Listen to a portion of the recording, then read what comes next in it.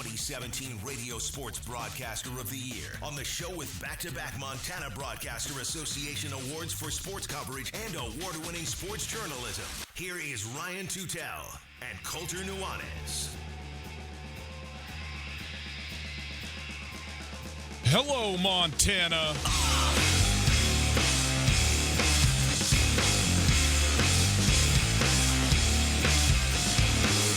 The keys to the University of Montana football non-conference are what? We'll tell you.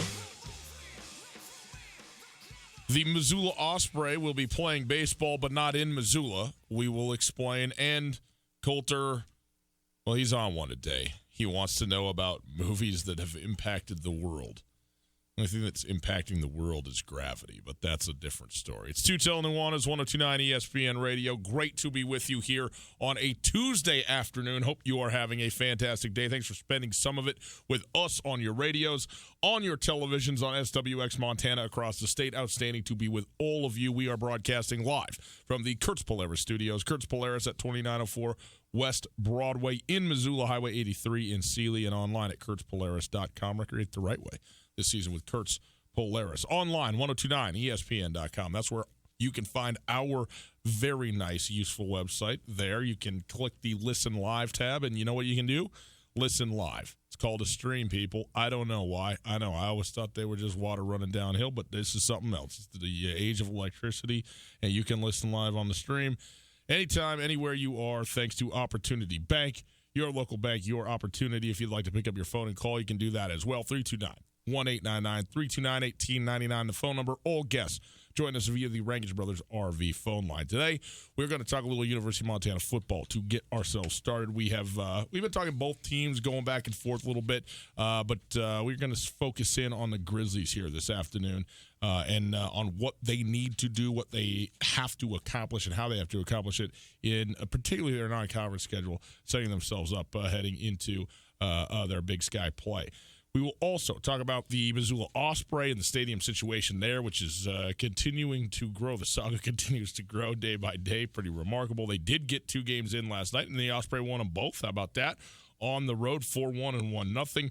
Listen, if you got to play a doubleheader that wasn't originally a scheduled doubleheader, and then the umpires arrive late and you get a late start, it's nice to have 2 games with a total of 6 runs. I mean, get them things knocked out in about an hour and a half. You know what I mean? So very well done by the Osprey there, but we'll talk about that a little bit.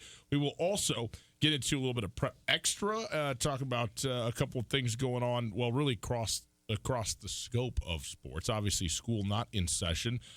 Football across the high school landscape has gotten their camps going. Most of them last Friday and going through this weekend as they get ready for kickoff of week 1 of high school football, which I can't wait for. We'll get into some of that, but we'll go through that. And also, Colter, there's been a bunch of movie stuff circulating, and then you brought up, independent of this, to me, hey, what movies do you think are the greatest movies? What have impacted the world the most? I am not sure I can answer that question, but we may talk about that a little bit in the next hour. And also, Jimmy Garoppolo, not a great day yesterday. Not a great day. 0.00 QBR. 0 for 6, 1 pick. Couple of sacks. Ugly. I don't know if it matters. Is he overrated? I mean, no. I mean, we don't know. We don't know. We can't know. There's so many guys that there's some guys, their reputations in any pro sport reach the level where they sort of get like Drew Brees. No one's going to say anything but Drew Brees is one of the best quarterbacks in the NFL until the day Drew Brees retires, unless he plays for a really long time and erodes terribly. But even when Peyton Manning was a complete shell of himself physically, I think he led the league in picks. How about bookending your career as Peyton Manning, leading the league in picks your first and your last year, and then every year in between, you're throwing like 45 touchdowns and 10 picks. Yeah. But even with Peyton Manning, you're throwing balls that were spinning sideways. People still had mad respect for him because of how he operated the game mentally. But then there's the second tier guys where you have a flash, and then somehow you disappear from the scene, whether it's just kind of falling back down to earth or you get hurt. Jared Goff is in this situation coming into this year, right? Jared Goff had a very mediocre rookie year, and he had a tremendous year last year. And if he has just an average year this year, I think he'll really fall down from just in the court of public opinion. And I think that if he has another good year, now he's taken one more step to being considered one of those elite guys, one of those top 10 franchise type guys. But I was thinking about this when I was watching Hard Knocks last night, and Derek Carr was a little. Which Hard Knocks were you watching? The Raiders. Episode 2? Just episode 2, yeah. Okay, so I'm a couple days behind. Okay, good. Because episode 3 comes out tonight. And I still haven't seen episode 2. Right. So, but I was watching the episode 2 last night, and Derek Carr was largely anonymous coming out of Fresno State, and then he was better than people thought he was, and then he blew up, and he had a great year, and they won 12 games, and they gave him that big contract, $125 million, and then he got hurt, and he's been hurt. He's been very hurt. I mean, he has not been able to perform for 2 full seasons now, right? Mm-hmm. And I guess my point is, it's so easy to forget how good some guys are at their best.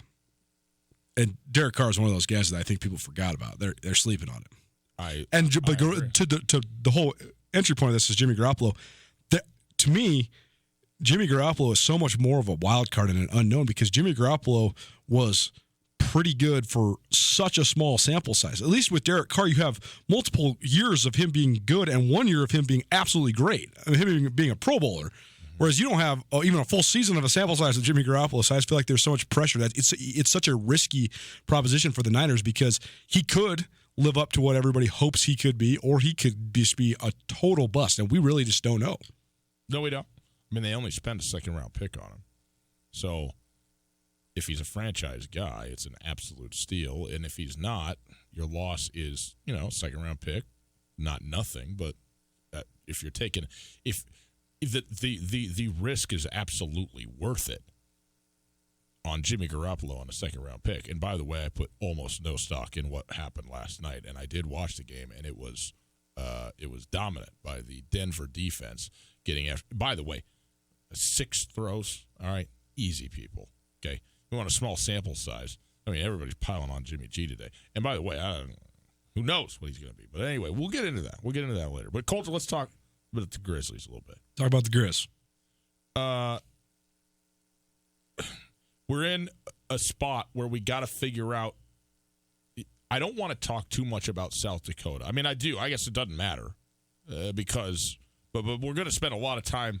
We have more time to talk about Montana's Week 1 opponent, everybody's Week 1 opponent, than we do about any other team because you have a month to get ready for it.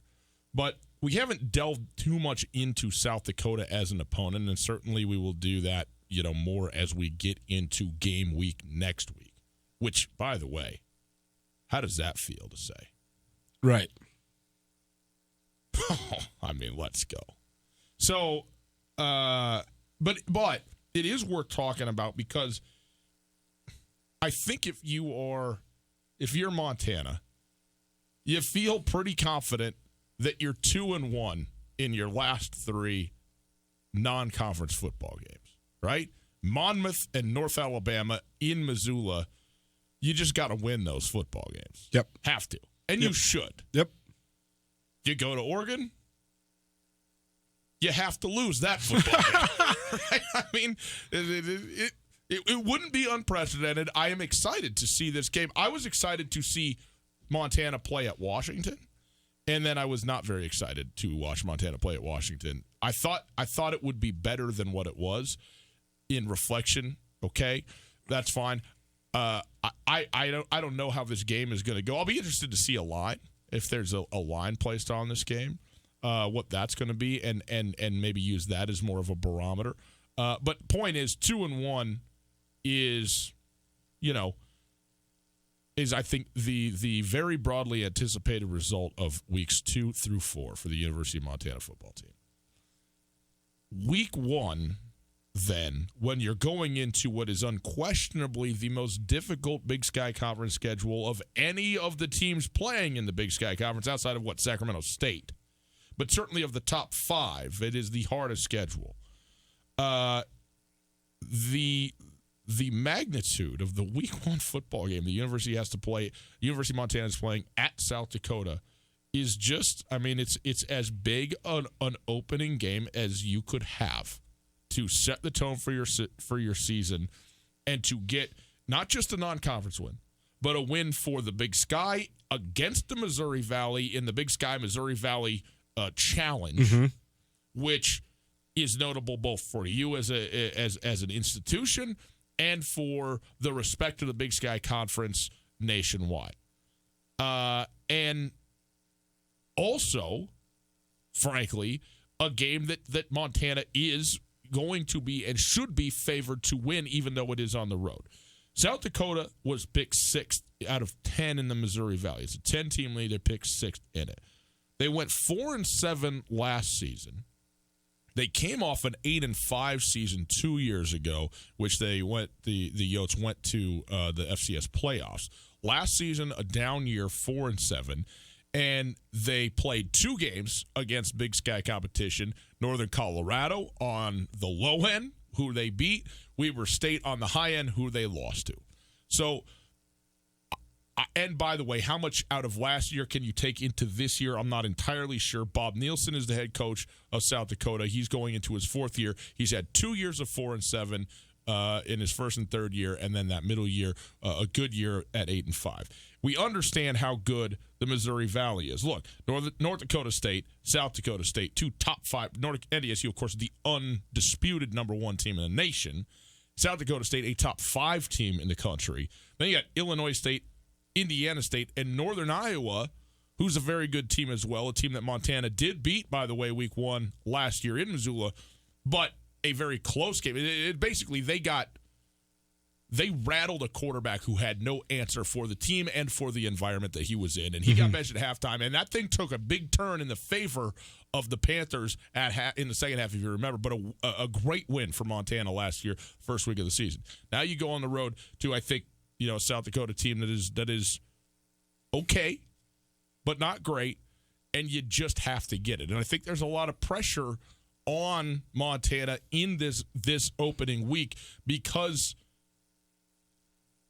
of what you expect is a very high level of likelihood of expectation for the results the next 3 weeks after that. And then you go, hello, UC Davis on the road week 1, which I want to talk about that as well. But give me your initial just sort of gloss on this team and what they need to do going to South Dakota.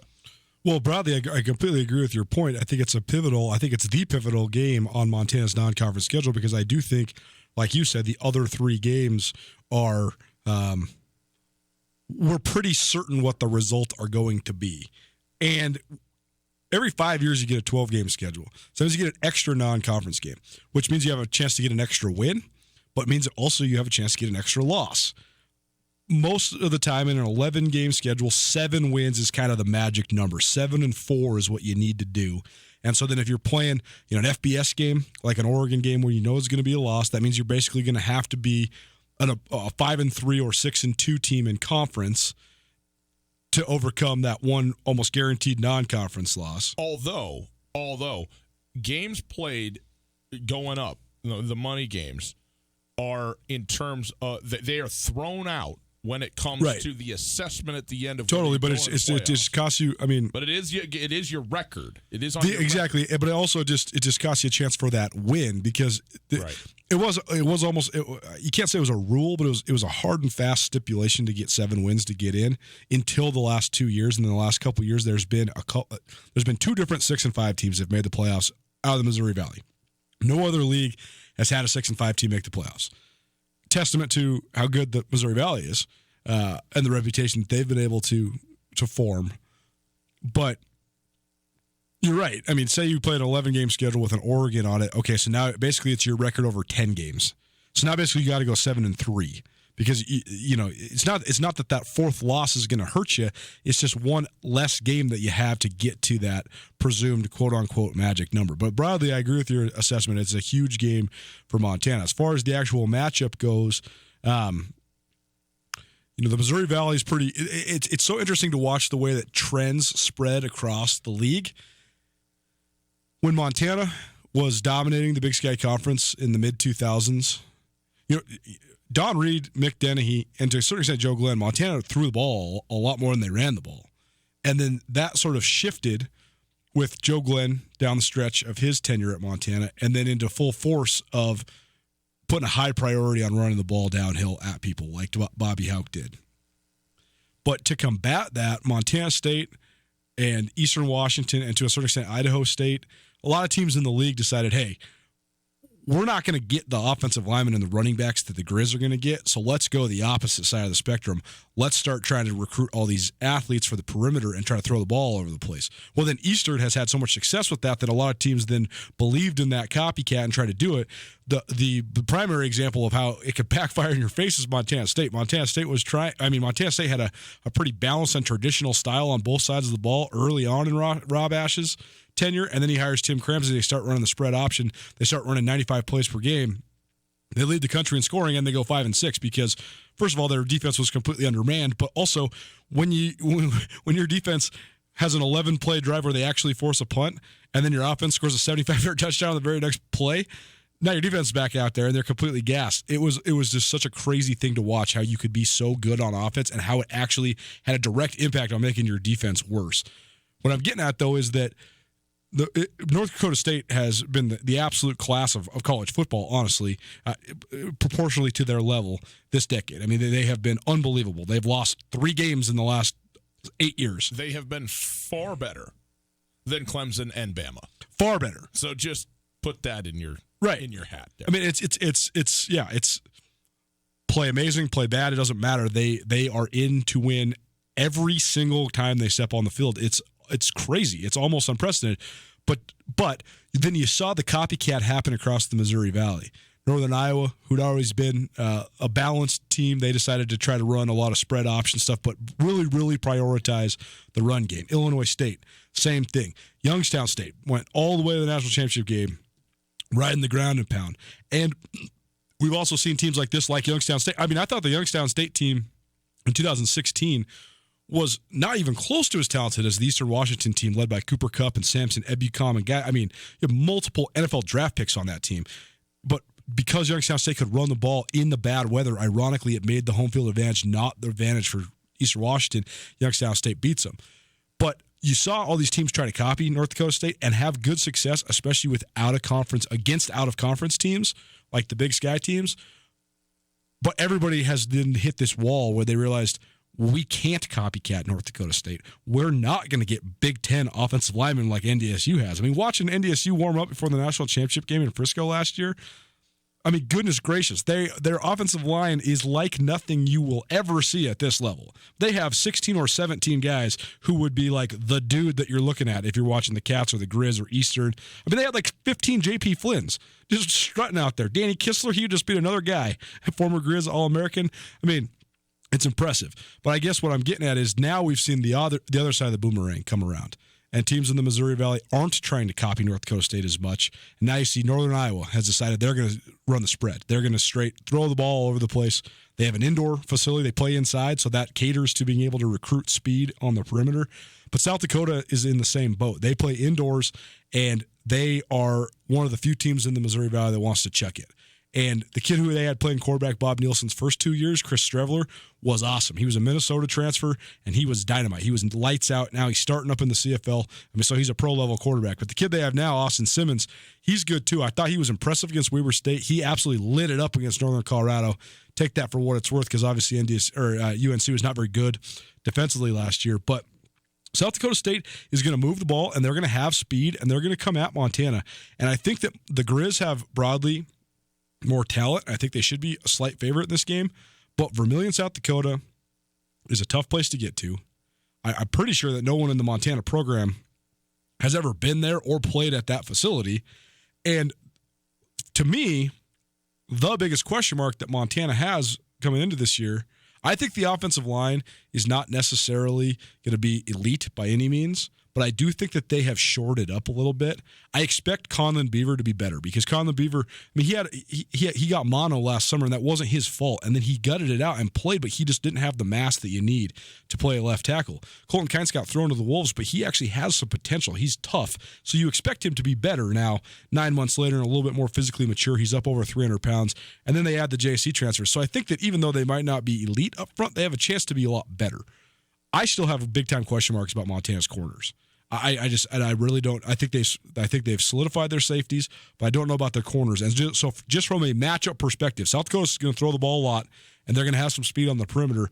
How does Montana react to that specific matchup? I think that will be one of the things to watch going into this game. Well, we will dial into the specifics and the matchups of that. We got time to do that, and we'll certainly do that next week for both Montana and Montana State.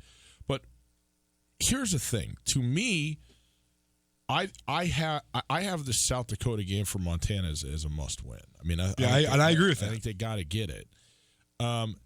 If they didn't get it, however, it's ironic to say that that's a must win when you think that there's a redemption game out there for you, right?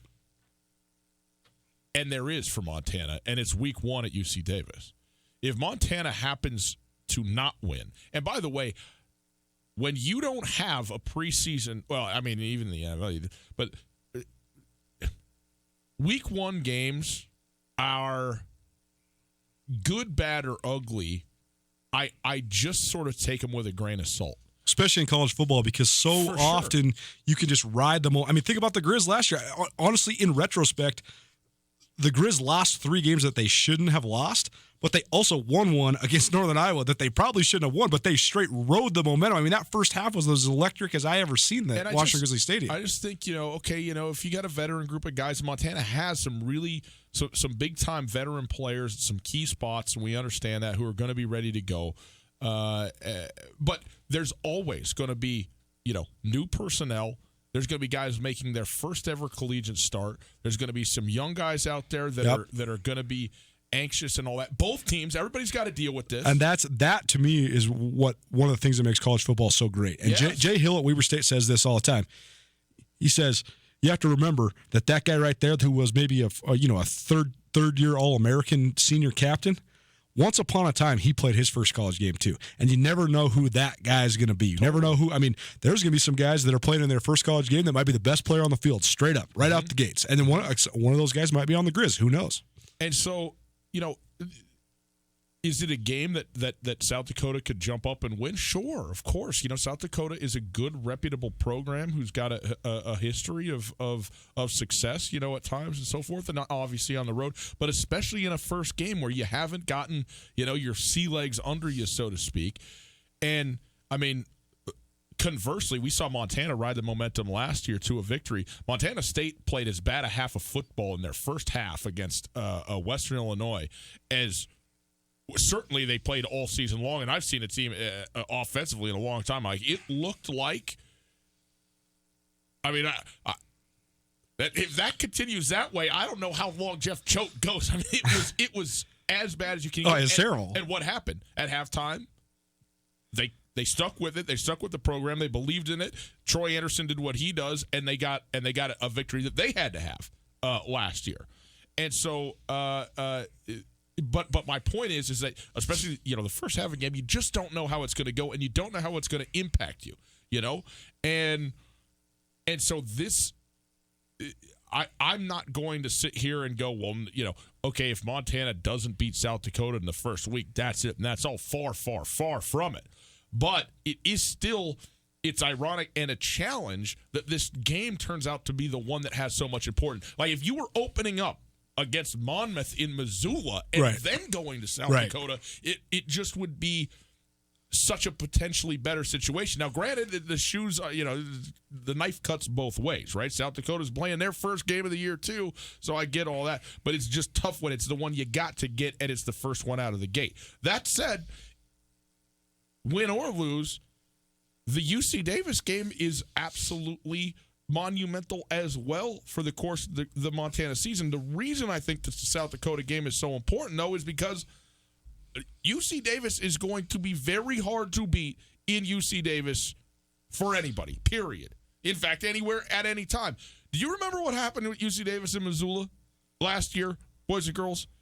Montana was up 21-3 at halftime. They're up 21-3 with 2 minutes to go in the third quarter. UC Davis scored. Are you ready for this? This is a fact. 43 points in 12 minutes and 9 seconds. Okay? 12 minutes, 9 seconds, 43 on the board. Now, clearly, you got to have some help to do that. That's not UC Davis out there. This was the third of 3 consecutive losses for Montana and a bad stretch where they are giving the ball back and all of that. So this is about Montana too. But just don't kid yourselves. UC Davis is the real deal, and they are a powder keg offensively. Mm-hmm. And so all I'm saying is losing at South Dakota will put Montana way behind the 8 ball and what they need. If they beat South Dakota and they're 3-1 in the non-conference and they're going to UC Davis, you can play with great confidence. It's still a huge game. And what that would mean for Montana if they were 4-1 after 5 would be just absolutely fantastic. And by the way, they certainly could be. Like this Montana team, they were last year. They were last year, but not against this schedule. Not against this schedule last year where they're 4-1. Right. If they go 4-1 against this schedule right here and 1-0 against what I think is the best team in the Big Sky Conference in UC Davis, thank you very much. Montana has everything going for them. The UC Davis game is huge, which also then makes the South Dakota game huge. I think that one of my favorite parts about FCS football is just the concept of momentum during a season, because getting to 8-3 or getting to 7-4 or getting to 9-2 or whatever it might be, when your wins occur also has a big influence on the momentum of your entire program. In other words, we've talked about Montana State's schedule this year, and I think that Montana State faces a similar game in their Gold Rush home opener against Southeast Missouri, because they're likely going to get it taken to them in Lubbock, Texas, in the opener. Yep. And then they have a couple other non-conference against Norfolk State, and I can't remember who their other non-conference is against, but somebody that they're supposed to beat. And so then the game against SEMO is a gigantic game because it's going to be two top 20 teams going at it, Gold Rush in Bozeman, but being 3-1 against that schedule with then NAU coming to the conference opener is going to be so much bigger for Montana State than 2-2. It will, but here's the thing: after Montana, they're at Western Illinois. That's the other one. Even if they're 2-2, right? Their conference schedule, the conference schedule for the Cats sets up really well for Montana State. Totally, but being say they lose to NAU at home, now you're 2-3, and your back is against the wall. You do have 6 straight winnable games coming up, but then it makes it so that you have to win them. It puts more pressure on games that you're supposed to win. I don't think Montana State's losing to NAU at home. I mean, okay. I just don't. You just never know, though, man. Of course you never know. Of course you never know any. It's not as if they're playing Northern Colorado. That's all I'll say. Montana could lose to Monmouth. They could, but I don't think Monmouth has a Pac-12 kid playing quarterback. That's true. I mean, Case Cook could be the best player in the league. His upside is as the best player in the league. That is right. And he plays the most important position in the game. So regardless, I don't want to talk about Montana State. I want to talk about Montana right now, though. I do think, though, that 3-1 going into Davis gives you a lot more confidence going into that game. And so I think that's where the impact of the South Dakota thing comes out as well. We've talked so much about the unbalanced schedule in the Big Sky. Everybody that covers the league, everybody that's involved in the league, everybody that works in the league, everybody that competes in the league, they all hate it. Everybody that's involved hates it. Yep. The one thing that I think that we haven't talked about enough with this Grizz team specifically, and the man who's the head coach of this Grizz team, is Bobby Hauck has never been one to back down from a challenge, ever. Mm-hmm. If you told Coach Hauck you get a chance to play Weber Eastern and Davis or Idaho State, Northern Colorado, and Southern Utah, I think he would choose the former. I really do. Both because of the regional rivalries and just because of the quality of the teams. But what I'm getting at here is that when you have the toughest schedule in the league, it does put you at a disadvantage compared to your opponents, except for one reason. You can go beat everybody. Yeah. If you go beat everybody. I mean, say the Grizz went 7-1 in league with that schedule. They're top 3 in the country. Yeah, I mean, they might literally be in the mix with James Madison and NDSU for the number 1 seed, depending on how those two teams did. But I really think that a 10-2 Montana team with one of the losses being to Oregon, so you got 10-1 against FCS competition, including playing 4 top 25 Big Sky Conference teams. I think that team is a top 4 seed unquestionably. So, and guess who's the only team in the league that has the opportunity to do that? Sac State. The Grizz. And Sac State. Oh, yeah. I thought you were saying only other team. Right. No, you're right. Montana, because that's the thing. Montana State, right? Could go undefeated in the Big Sky Conference, but if they were to lose 2 non-conference games, they probably wouldn't be a top 5 team in the country. Just depending, 2 factors that would impact that. How is UC Davis doing when they go to Davis the second to last week of the season? Because if they were to knock off a top 10 Davis team, they're getting a seed.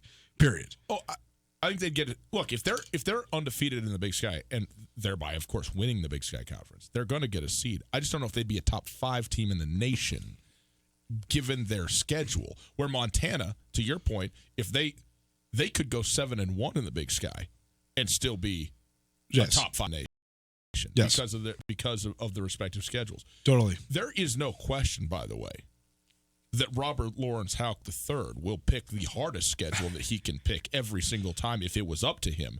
It's just the asymmetry that anybody else does not have the same challenge that they have got. But he will also use that, will he not, for the psyche of his players to go, okay, everybody talks about how easy Montana has it, how everybody caters to Montana. Well, let me tell you what ain't happening this year. We got to go out and then there's going to be some words you can't say, and then win. You know, that's what he's the direction that it seems to me that he's going to go on this. And the other thing that I would say is this: we could sit up here as members of the media, as guys who watch a bunch of college football in the Big Sky Conference that doesn't involve Montana or Montana State, watch teams play each other, interview. You know, Bobby Houck's not interviewing other coaches, interviewing other players. You know, only the media members are. So we go around, we talk to everybody, we look at it. So we have what I would consider to be a more broad sort of view on some of this stuff, okay? Bobby Houck thinks for sure that Montana is the best team in the Big Sky Conference. No questions asked, hands down. And it's not like posturing. That's real to him. Okay? And so that's why he's the best person for this job. Yes. And so that's great. Like, if you're a Montana fan, that's what you want in your head coach. You don't want him out there going, well, you know, it's going to be a tough schedule. I don't know. He goes, you know, he will say, and who's going to beat us? Nobody's going to beat us. That's the best part about this is the previous 2, not to throw anybody under the bus, but Montana hasn't had a coach since Bobby Houck left like Bobby Houck. That is a fact. I mean, think about the guy who preceded Bobby Houck and what he'd be saying about the schedule. You can say Bob Stitz. He would have been hedging his bets in March. and Coach Houck is not. Coach Houck's like, let's go, bring it. No, and here's the thing, there's another way to go. If you look at Dan Hawkins, I don't care that we're long. I don't care about the clock right now. If you look at Dan Hawkins right now, okay, he's not going to go. He says exactly the opposite. He doesn't say we're going to go out there and beat anybody. He says, hey, man, I don't know if we're going to win as many games this year as we did last year. I don't know how it's going to go. Nobody knows how it's going to go.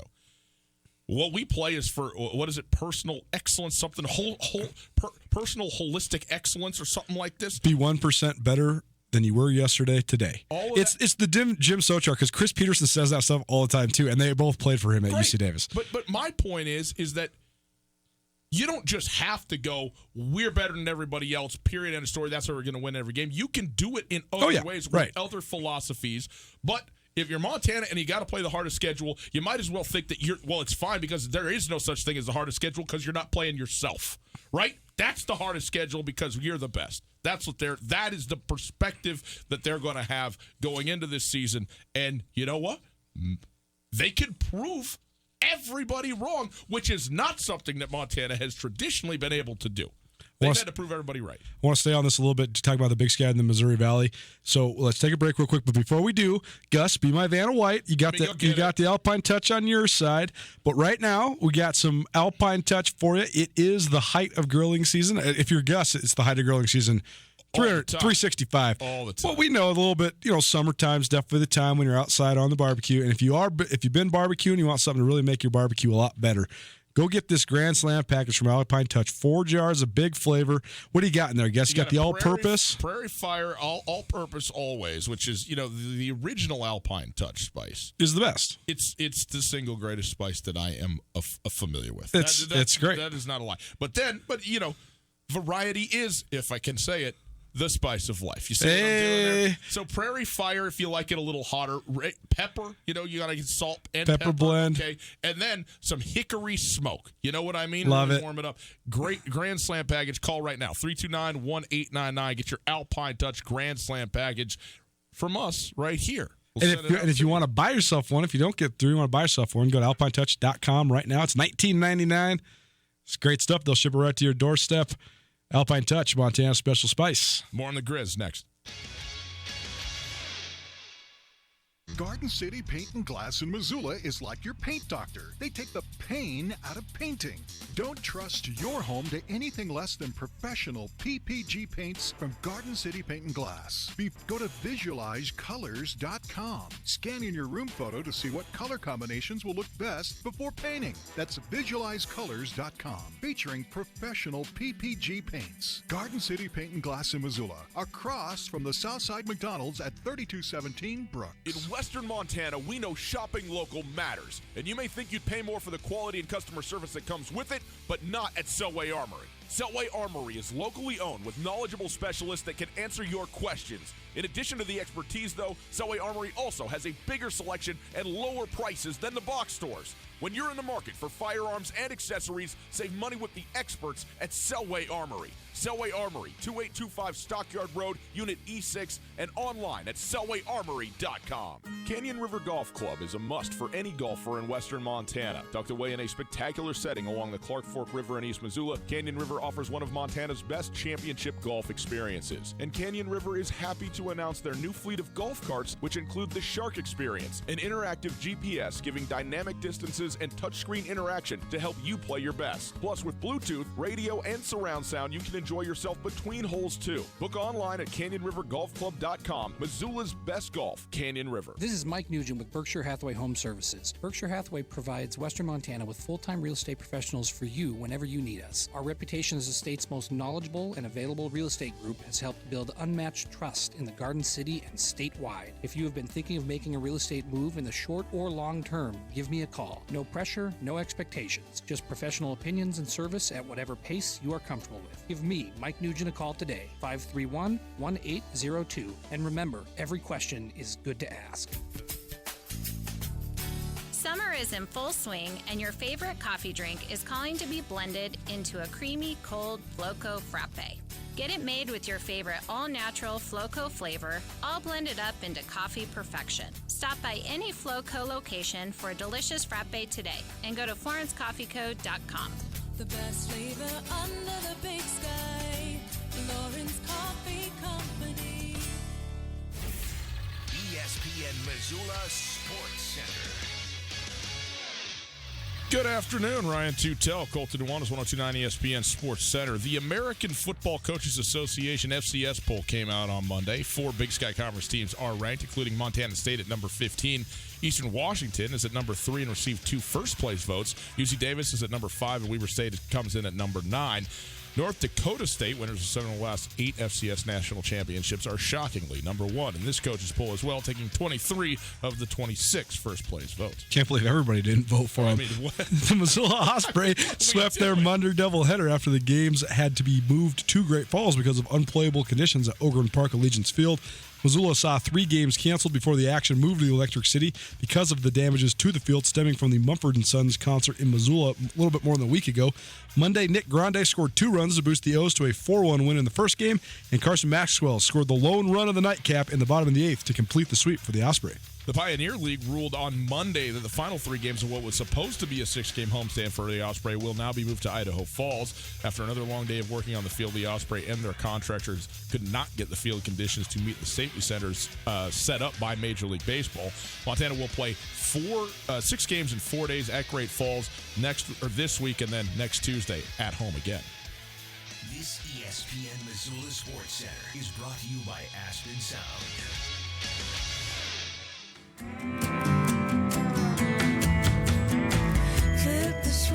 Roots Fest this weekend, Coulter. You pumped up about Roots Fest in the city of Missoula? Yeah, buddy. I don't want to get into this right now. We'll get into it later. It's Tutel and Nuanez, 102.9 ESPN Radio. We are broadcasting live from the Kurtz Polaris studios. Kurtz Polaris at 2904 West Broadway and Missoula Highway 83 in Sealy, online at kurtzpolaris.com. At Gus Tutel on Twitter. At Skyline Sports MT on Twitter. At 1029 ESPN on Twitter, if you're looking for us.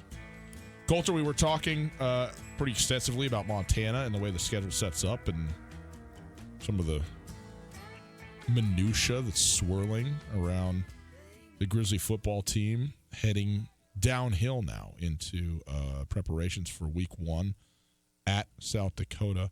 You had some more thoughts, some things that you wanted to touch on that we still didn't get to, so go ahead. Well, the other reason that I think the Montana's opener against South Dakota is such a huge game is not only for the Grizz themselves, but it's also big for the league because there's more weight in this Missouri Valley Big Sky Conference challenge than I think people give the challenge credit for, because the FCS playoffs 2014 bracket, it's seeded, and a lot of times the first round matchups are determined regionally. They don't necessarily want the committee doesn't necessarily want a Patriot League team coming to, say, Montana State. Incarnate Word last year came to Montana State for the playoffs, and that might seem like it's a really long ways away, and it is, but it's not nearly as far away as 75% of the FCS teams. Yeah, I mean, San Antonio, San Antonio, Texas, is a lot closer than like Lynchburg, Virginia. It's a long ways, and so a lot of the seeding and stuff gets bracketed like that. And there's been so often where in the round of 16 and the round of 8, the Big Sky and the Missouri Valley have matchups against each other again, but helping to fortify the league, helping the league champions then get the seeds that they deserve. So much of it comes down to this Missouri Valley Big Sky crossover. The Grizz have the first of the games in the opening week, but then you look at the rest of these games. Southern Utah at Northern Iowa, it's likely a loss for the Big Sky. Montana State at Western Illinois. I mean, I know Macomb's a tough place to get to, but Western Illinois is going to be in a rebuild.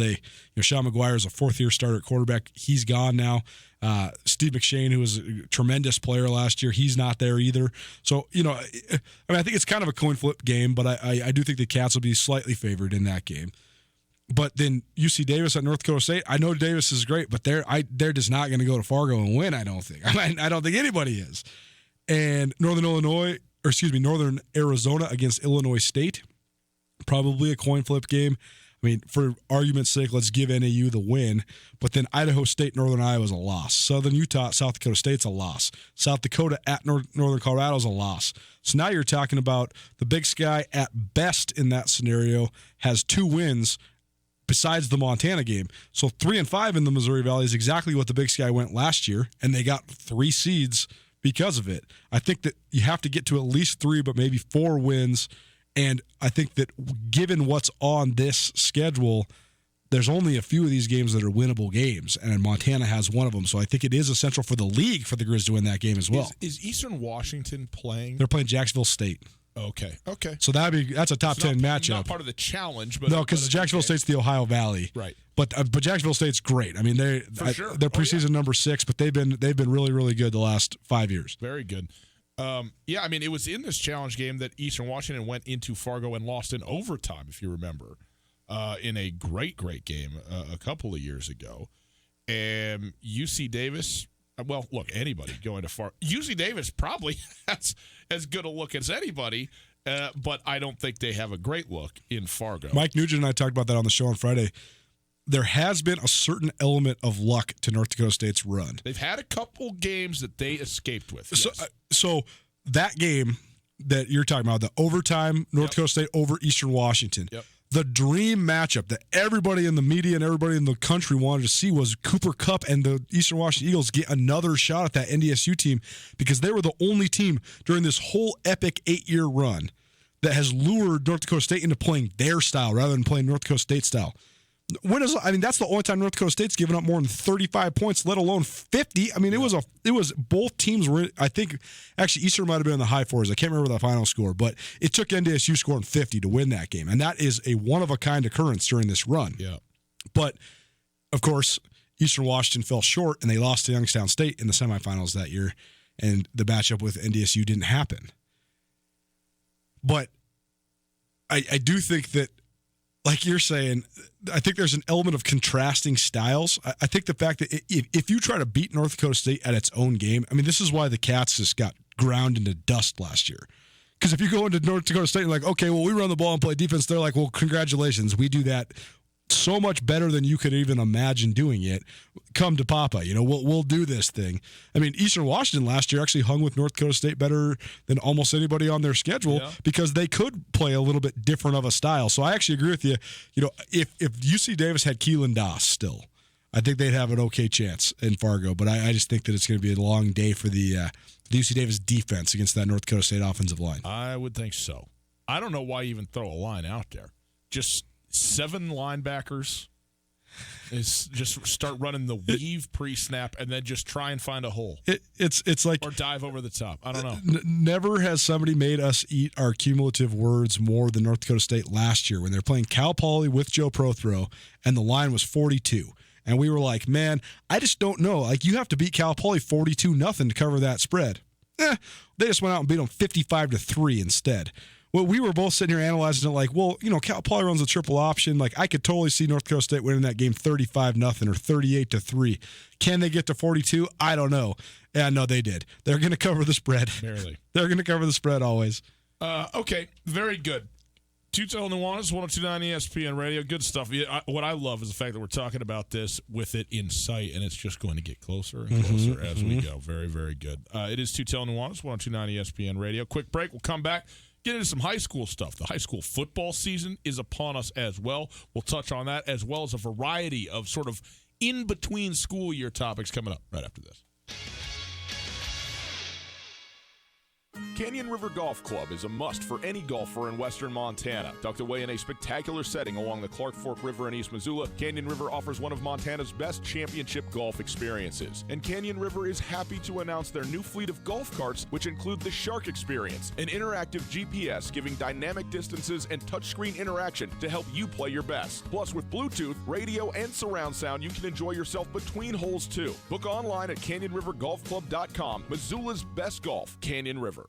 No matter how far you may go, there's always one just down the road. Town Pump, who pump it up? Pump it up. Last minute barbecue invitation? Stop at Town Pump on the way. Pick up White Claw, Truly, and Smirnoff Seltzers 12-pack cans for only $14.99.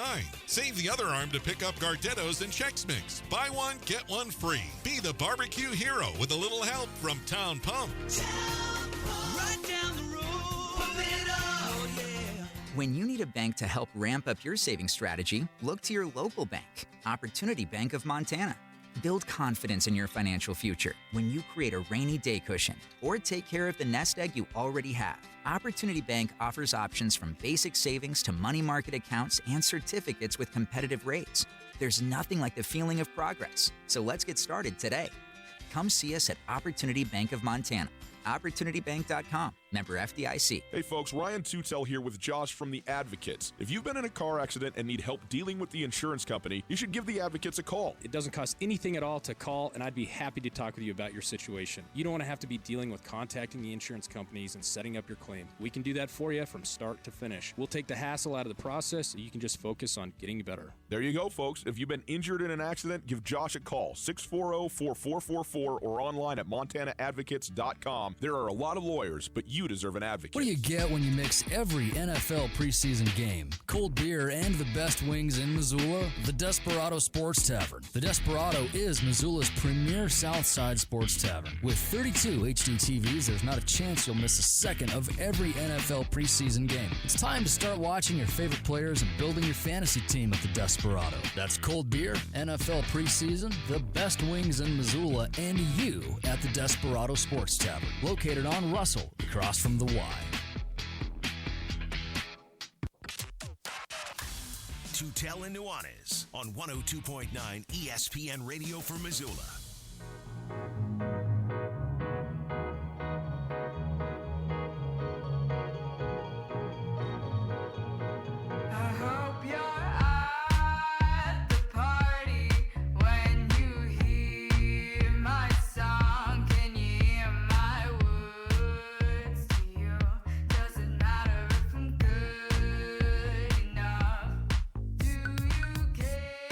August 30th, Friday Night Lights across the state. You know what's fun to do, man, is drive I-90, really pretty much anywhere, but in rural states particularly, on a Friday evening. Mm-hmm. And you go through Drummond, maybe you jump over, you go through Mullen, Idaho, Superior, and you just see the games are on. You know, it's just going. It's cool. And it's coming. It's 210 Nuanez, 102.9 ESPN Radio. Broadcasting live from the Kurtz Polaris studios. Kurtz Polaris at 2904 West Broadway in Missoula, Highway 83 in Celia, and online at kurtzpolaris.com. It is time now for our Prep Extra segment. It's brought to us by the Farmers State Bank. Farmers State Bank, your Montana bank since 1907. 24-hour ATM machines everywhere you go, including Kalispell and Helena. Perfect for your summer travels at the Farmers State Bank. Coulter, we'll talk about, I'm going to do a little bit of football stuff here just quickly, but August 30th is the opening night of high school football, the AA level across the state. Billings West is the defending state champions. Congratulations to our friends over there. And now we all say Eastern Montana, but let's be honest, it's dead central Montana. Right. I mean, it's right in the middle. But Billings West, a fantastic year last year, beating Flathead, an unbelievable season and a huge upset over Bozeman, who was, kind of the number one team. Interesting in basketball, Bozeman was the team to upset, have the upset to win the state championship. Right. And then over Hellgate, and then in football, they're the team that was upset by Flathead, and then Billings West getting the state championship at the AA level. They'll open against Big Sky, Missoula Big Sky, going to Billings West on that Friday night to open things up. So the defending state champions getting ready to go against the Eagles of Big Sky. Think about all the quarterbacks that have played for the Miami Dolphins since Dan Marino retired. Okay. So many of them, right? Yeah. And none of them that are very memorable. Yeah. The Green Bay Packers have a completely different situation in the fact that they had one of the greatest players to ever play the position sitting behind one of the greatest players to ever play the position with Brett Favre. A unique deal. But most of the time when you have an institution, like the Dolphins have not been able to figure out a coach on par with Don Shula. No. They haven't been able to figure out a quarterback on par with Dan Marino. What I'm getting at is there was some guys who were the dons of high school football in Montana. Guys that absolutely dominated, that were so good for so long, and you knew that their teams were always going to be competitive. And a lot of those guys rose to prominence at similar times and had similarly long careers. Guys like Paul Clabo at Billings West, Ron Lebsock at Billings Skyview, Jack Johnson at Great Falls CMR. Then you talk about the small school guys like Tim Roscoe at Frenchtown and Scott King at Malta and Terry Thomas at Dillon. Guys that were just multiple state championships, and you knew Dillon was going to be competitive every year with Terry Thomas. You just knew that Billings West was almost always going to be competitive with Paul Clabo. Well, then when Coach Clabo retired, Billings West went from almost surefire Final Four team every year to terrible. They were awful. They went defeated one year. And I think that there was such a hangover from having a legend coaching you that it's just so hard to replace them. And I think last year it was a really impressive breakthrough because like Great Falls CMR has not been the nearly the program it was during the almost 40 years under Jack Johnson since Coach Johnson retired. Yeah. Missoula Big Sky's had a couple flashes since Gary Eckergen retired, but it hasn't been quite the same without Eck either. And it's across the board. When you have a legendary coach, it's really hard to replace that guy. And I think last year it was a very intriguing breakthrough for West because it was the first of those AA coaches who had retired, and then the new coach, in this case Coach Stanton, leading them to a state championship. It was a cool breakthrough for Billings West. And it'll be interesting to see how they reload because Trevor Gradney, Jesse Owens are both here playing for the Grizzlies now, but they do have Josh Erbacher, who is a really talented kid, and then Connor Ryan, who just committed to the Cats. Those two guys it's good pieces to start with and build around the AA level. Yeah, and we'll talk more too about the other levels as well. Class A was incredibly competitive at the top of it last year.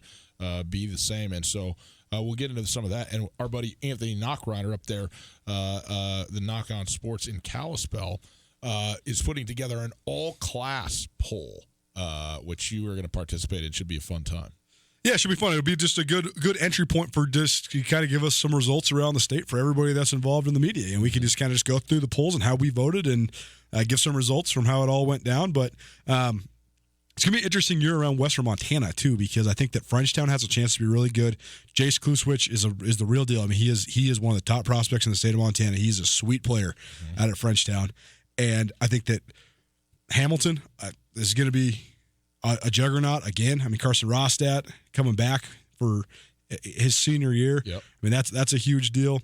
But then at the AA level, it'll be interesting to see because Sentinel loses a lot, including Elias DeWaters, who's now playing for the Grizzlies, Rylan Ort, who's now playing for the Bobcats. But they add Jackson Lee, who a lot of people think is the most explosive player in the state of Montana. Raleigh Wooster playing quarterback at Missoula Hellgate. That makes them really intriguing because when they finally figured it out and broke through, then all of a sudden they were pretty good down the stretch. I mean, they went 2-2 down the stretch, and they were competitive the whole last month of the year. So Raleigh Wooster, we know, was recruited by the University of Montana to play basketball. Committed to verbally committed to Montana to play basketball. Never signed a letter of intent. He has since recanted his commitment to play basketball for the University of Montana. And I think a lot of people just go, well, he probably got a better offer or, a bigger offer someplace to go play basketball too. He might also be having second thoughts about which sport it is that he wants to play. Totally. Because he is a great football player. Yeah. And I know he went to camps at both Montana and Montana State, and he's getting recruited by both those schools. I can't say he has a solid offer, but I know he's getting recruited by both Coach Houck and Coach Cho. He was at the Marty Morningwig, QB school, which is invite only as well. And so he's just a very talented kid. I would love to see him play basketball, and I rarely say that because I think the ceiling is so much lower in basketball than it is in football in terms of moving on and being successful at subsequent levels of the sport. But he's an unbelievably talented. I mean, his IQ for basketball is just off the charts. But who can begrudge a guy? If you decided this is something that you really like now, and I have no idea. By the way, I have no insight on this whatsoever. People think that I know something I do not know. I'm just saying I know that he's a good football player too, and that there's plenty of schools out there that would love him to play that for them as well. So we'll see how that all pans out. Very good, Coulter. Thank you very much. That is our Prep Extra segment. It's brought to us again by the Farmers State Bank. Farmers State Bank, 24-hour ATM machines all over the state, including Kalispell and Helena. It's perfect for your summer travels. You're traveling around, you go to a Farmers State Bank ATM, you get the cash you need whenever you need it. You're going to be fine. I know that I have a little something on hand driving around all the time, so helping us out with that. Speaking of cash, yeah, I got to give a plug out there because I saw a couple young men with Hellgate shirts on downtown earlier today, and I saw a couple young men with Sentinel shirts over by Playfair Park selling the gold cards, yeah. And I mean, and I guess my plug for these guys is I remember doing that when I was a high school kid, and it sucks walking up to adults and doing it. But now, walk up to me because I'll buy one. I guarantee it. Even if I already got one, I'll probably buy another one from you if you just walk up to me and ask me. And if you're out there, it's $10. Give the kids $10. It's good for everybody in the community to have kids involved in sports. And if these kids come by and ask you to buy a gold card, do it. Even if you don't even use the thing, it's great for the community. So just do it. It's $10. Also, if I come by to you and ask you to buy something from me, then just do that too. Notably, I'll be selling a camper here soon. Look for it on Craigslist. Okay. Sutel Nuanez. Got Farmers State Bank, your Montana bank since 1907. Hour 1 in the books. Hour 2 straight ahead. Coulter wants to talk movies. I want to talk something else. We'll get to it now.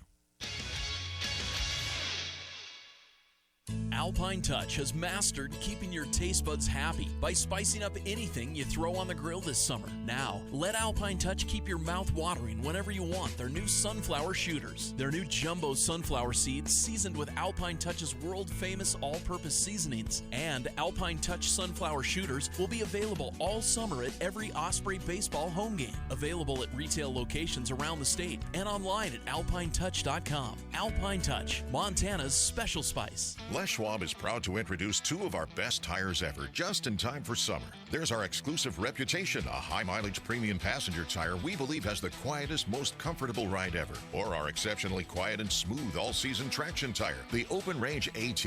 Get up to $150 instant rebate on 4 backcountry MT or AT tires or $50 on 4 road control passenger tires. Les Schwab Tires. Doing the right thing matters. Cannot be combined with other offers. Limited time. Terms and conditions apply. Details at leschwab.com. On Russell, across from the fairgrounds. In Western Montana, we know shopping local matters. And you may think you'd pay more for the quality and customer service that comes with it, but not at Selway Armory. Selway Armory is locally owned with knowledgeable specialists that can answer your questions. In addition to the expertise, though, Selway Armory also has a bigger selection and lower prices than the box stores. When you're in the market for firearms and accessories, save money with the experts at Selway Armory. Selway Armory, 2825 Stockyard Road, Unit E6, and online at selwayarmory.com. At the Montana Club, our goal is to create a menu of mouth-watering food with variety to satisfy any craving. From the garden-fresh ingredients in our salads to our succulent, perfectly grilled Montana Club Angus steaks, we take pride in every detail that goes into preparing your food. Top off your meal with a premium cocktail, wine, or microbrew. Come as you are and satisfy your craving with our home-style breakfast, lunch, and dinner at the Montana Club on Brooks and North Reserve, Missoula. The Polaris Factory Authorized Clearance is here. The world's best-selling off-road lineup is priced to move with financing as low as 3.99% and rebates up to $3,500. Live life wide open in a high-performance RZR. Tackle anything from mountains to mud holes on a legendary Sportsman ATV. Get more done with a hard-working Ranger or take on any task or trail in a versatile Polaris General. The best deals of the year are happening now. See Polaris.com or your Polaris dealer for rebates up to $3,500 and financing as low as 3.99% APR for 36 months during the Polaris Factory Authorized Clearance. Kurtz Polaris at 2904 West Broadway in Missoula and Highway 83 in Sealy. Kurtz Polaris is now showcasing all of the new 2020 Polaris off-road vehicles. To be the first to get a great deal on brand new state-of-the-art Polaris vehicles at Kurtz Polaris. Online at kurtzpolaris.com. Rebates valid in U.S. through 9/30/19 on new 2015 through 2019 vehicles. Financing offer valid on 2015s through 2020s. Subject to credit approval. Offers vary by model. See dealer for details. Always wear a helmet. Never drink and ride. ESPN Radio for Western Montana. KKVU HD3 Stevensville and 102.9 FM on K275BS Missoula. ESPN Missoula Sports Center. Good afternoon, Ryan Tutel, Colton Nuanez, 102.9 ESPN Sports Center. The American Football Coaches Association FCS poll came out on Monday. 4 Big Sky Conference teams are ranked in that coaches poll, including Montana State at number 15. Eastern Washington is at number 3. They received 2 first-place votes. And look, Eastern's all well and good. Those were misplaced first-place votes. And also, UC Davis is at number 5, while Weber State is at number 9. North Dakota State, winners of 7 of the last 8 FCS national championships, are number 1 in the coaches poll after receiving 23 of the 26 first-place votes. Again, what are we doing? Missoula Ospreys swept their Monday doubleheader after the games had to be moved to Great Falls because of unplayable conditions at Ogren Park Allegiance Field. Missoula saw 3 games canceled before the action moved to the Electric City because of damage to the field stemming from the Mumford & Sons concert in Missoula on August 11th. On Monday, Nick Grande drove in 2 runs to boost the O's to a 4-1 win in the first game, and Carson Maxwell scored the lone run of the nightcap in the bottom of the 8th to complete the sweep for the Osprey. The Pioneer League ruled on Monday that the final 3 games of what was supposed to be a 6-game homestand for the O's is moved to Idaho Falls. Another long day of working on the field. The Osprey, they could not get the field conditions quite safe enough to meet MLB standards. ESPN Missoula Sports Center is brought to you by Aspen Sound. I know there's something. I know there's something real. Lately I'm haunted. Movie news and River City roots. And an amendment.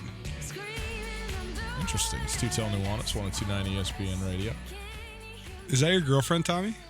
SWX Montana Television. Yes. 5 out of 10. We are broadcasting live from the Kurtz Polaris Studios. Kurtz Polaris at 2904 West Broadway in Missoula, Highway 83 in Sealy, online at kurtzpolaris.com. If you missed anything in the first hour, go find it on the podcast. Tutel Nuanez podcast available on all your favorite podcasting platforms. You go get it there, you listen to it, you click the things, everything's great. The world continues to spin. Podcast brought to us by Wingate by Wyndham Hotels. If you want to call 329-1899, all guests join us via the Rangich Brothers RV phone line. I'd just like to say I saw the world stop spinning today, Ryan. Did you? And that was when you could not make the printer print the show outline in black and white from a Word document when the printer was out of colored ink. And you're running around panicking over this situation. Let me tell you what happened, okay? At 3:56 today, 4 minutes before we go live. Which is usually when we start preparing the show. It is when I am printing the show, and the printer won't print because it's missing a color cartridge. And Coulter is taking an office poll about most impactful movies in cinema history, doing nothing whatsoever to help me out because he's not going to get here, of course, until 4:05 anyways. That's how long it takes you to do all your intros. I need to have the sheet of paper, and yes, I get very panicked. I don't care that much about time. I don't care that much about being late to almost anything. But there are some things that I care very much about being on time for. And sitting in this chair, not merely at 4, but even imagine this at 3:59 or perhaps even 3:56 if it was to ever happen that I could get the printer to print the thing off. But no, it's not happening. And yes, it did stress me out very much. And I hate that. It's not even that here's the other thing. I barely even look at this thing. I barely even stare at this and look at what I've written down. But we've actually skipped 60% of this. This is my point. You never stick to it anyway. In my hands, though, it's like at least I know it's a safety thing. It's like being able to swim as well as Michael Phelps, but you're still wearing a life jacket because heaven only knows. You know, that's what I feel like, and I like having it, and I can't come in here without it, and it just throws me off. You know how many pieces of paper you could save if you just used Google Sheets? Just get Google Sheets. No. I don't want to use Google Sheets. I like having it in my hand. It comforts me. Missoula, anyone listening, you missed a golden moment today watching the fear in Ryan's eyes when the printer said error cannot print. Fear and anger because no one could. Liz is in there trying to answer Coulter's question about Gone with the Wind. And it's like, you're the only person who even knows how to do this. I need you to run this thing for me. I can't do it, you know? And Coulter just doesn't care. Coulter doesn't care if he's late for anything at all. In fact, it would make him uncomfortable if he was on time for something. That's when he would be he'd just start shaking and be like, I don't know what to do. I'm standing here and it hasn't even started yet. Yes, that's what it's called being early. You just hate the fact that he's talking about movies. You've been on him about this since the start of the show. No. I'm happy to talk about the movies. I don't think it's framed all that well. That I will admit that. I don't think that this is a reasonable question to try and answer. All right, well, let's figure it out. Just because you weren't listening to the actual question, it's actually a phenomenal question to try to answer. Okay, well, you go ahead and we'll see. Okay, so you think the question is, what movies changed the world the most? My question is, do movies still change the world? But then you started in on a list of movies and asked me about which movies impact the world. Do movies impact the world? I just don't even know how to assess that. I guess the world is too broad. American pop culture. I would say that more shifts in our collective psyche and more shifts in our collective shared experience have come from cinema than anything else during the 20th century. But I'm not sure that the world shifts like it used to. When Gone with the Wind came out in the late 30s, it changed the country. It changed. How do you know that? From studying film. You got were here in 1925, and then in 35, you're like, whoa, look at what that movie did. I mean, how do you know anything about World War II? You weren't born for 40 years because you read about it. I mean, I took 400. I have a minor in film. Okay. I took 400 level classes to finish out my University of Montana degree. Okay. Film and culture, film and society. I mean, I took a. Okay, so tell me the. I'm just sweeping impacts. I'm just saying, like, think about the Vietnam movies that came out in the 70s, like Apocalypse Now, Taxi Driver, Deer Hunter. those are movies that everybody was talking about. Those are movies that shed light on some subjects that you might not otherwise be able to talk about. You're of the right age. Do you remember when Philadelphia with Tom Hanks came out? Sure. I mean, at that moment, HIV and AIDS was such a horrifying and frightening thing. Yep. People, we didn't know a lot about it. Utterly taboo. Utterly taboo, because we knew certain things about it, but not really. Are we all going to get it? Is it this crazy plague? How is it transmitted? We started to figure some of those things out, but then it started just being paired with intravenous drug users and homosexuals. And it was such a taboo and scrutinized and horrible thing. And there's a couple people that of high visibility, like Magic Johnson, who sort of started to soften it. But there was no real pop culture example of HIV and AIDS until Philadelphia came out. And then when Tom Hanks plays this character of this man who doesn't fit the stereotype of anybody that has AIDS in America at that time, it softened our perception of it. It humanized it for us. Mm-hmm. And I think that throughout... It's a great example. Throughout so often, throughout the 30s, 40s, 50s, 60s, 70s, 80s, 90s, all the way up, so often films were the entry point, much as like this is one thing that I always remind myself to give what we do meaning is often, especially when it comes to racial issues in America, sports is the entry point to the conversation a lot of times. Yes, it is. And I think that, but there's been a lot of different taboos that have been addressed. Whether it's, think about how much impact Alfred Hitchcock's movies had, just on the psyche of people. Being able to explore the concepts of darkness, the concepts of evil. It shapes, I said, what are some of the most impactful movies of your life? You mentioned Fight Club. Why? Well, you could do the schizophrenia portion of that if you want to. Right. And that's a real aspect to that movie. Is that what you're getting at? But on that? It made you feel a distinct way, different than almost any other thing you could consume, right? Yeah, for sure. You can't, there's a number of movies that are, here's the thing though, movies, a great movie, for better, for worse, whatever, like you might feel great, you might feel awful, but you're definitely going to feel after a movie, one way or another. Is that directly impactful to you? It is in the moment. But is it something that, like, all of a sudden changes the way that you... Because I'm trying to think about a movie... The Matrix would be one, which, by the way, Matrix 4 is now officially in the works, coming out. Keanu.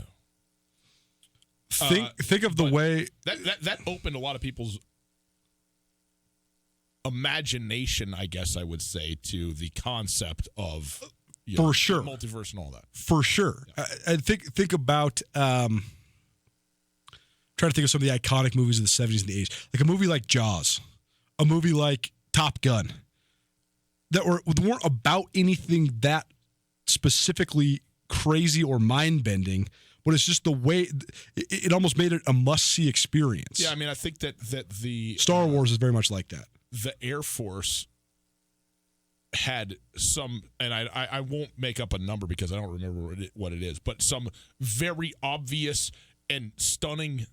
percentage increase, a spike of kids, of young men and women enrolling into the program in 1985, the year after Top Gun, was a number one movie. So if you're talking about impacts like that, and of course, when you go to college and all the movies, old school, Billy Madison and all that work into your everyday parlance, and 30% of the words that come out of your mouth are just movie quotes to all of your buddies all the time. But again, okay, that's fine. I don't know. And I think that's going to continue to happen, does continue to happen. I don't go to movies very often, mostly because I have children. So it just doesn't happen. But, I'm still unclear what we're trying to accomplish. What do we want to know? So I just want to know if we think that there's been a diametric shift in the film industry. To me, movies and films are different. Films, cinematic works of art, are different than a blockbuster movie. Okay, I would agree with that. And Hollywood, because of now all the technology, the fact that even in rural Missoula, Montana, you can go see straight IMAX, 4K, 3D, whatever numbers and letters you want to put on it. I mean, this screen is bigger than a city block, and it's in your face, and the sound is so crazy. That's all cool, and the visual experience is second to none. It's almost overwhelming at some point. I mean, I saw The Lion King in 3D, and it was like, it was breathtaking. It was hard to even consume. Yeah, I went and saw Avatar IMAX 3D in Seattle, and I went again. I didn't choose to go again. I went with some other friends who wanted to go to it, but I was happy to go again because I thought it was an incredible experience for what it was. Almost like a ride. Totally. But that's what Hollywood's gravitated towards. That's what the studios want. Yeah, the studio wants to put out Spider-Man number 13, the Avengers number 20, and that's all fine and good from an entertainment perspective. And the special effects and the movie experience is great.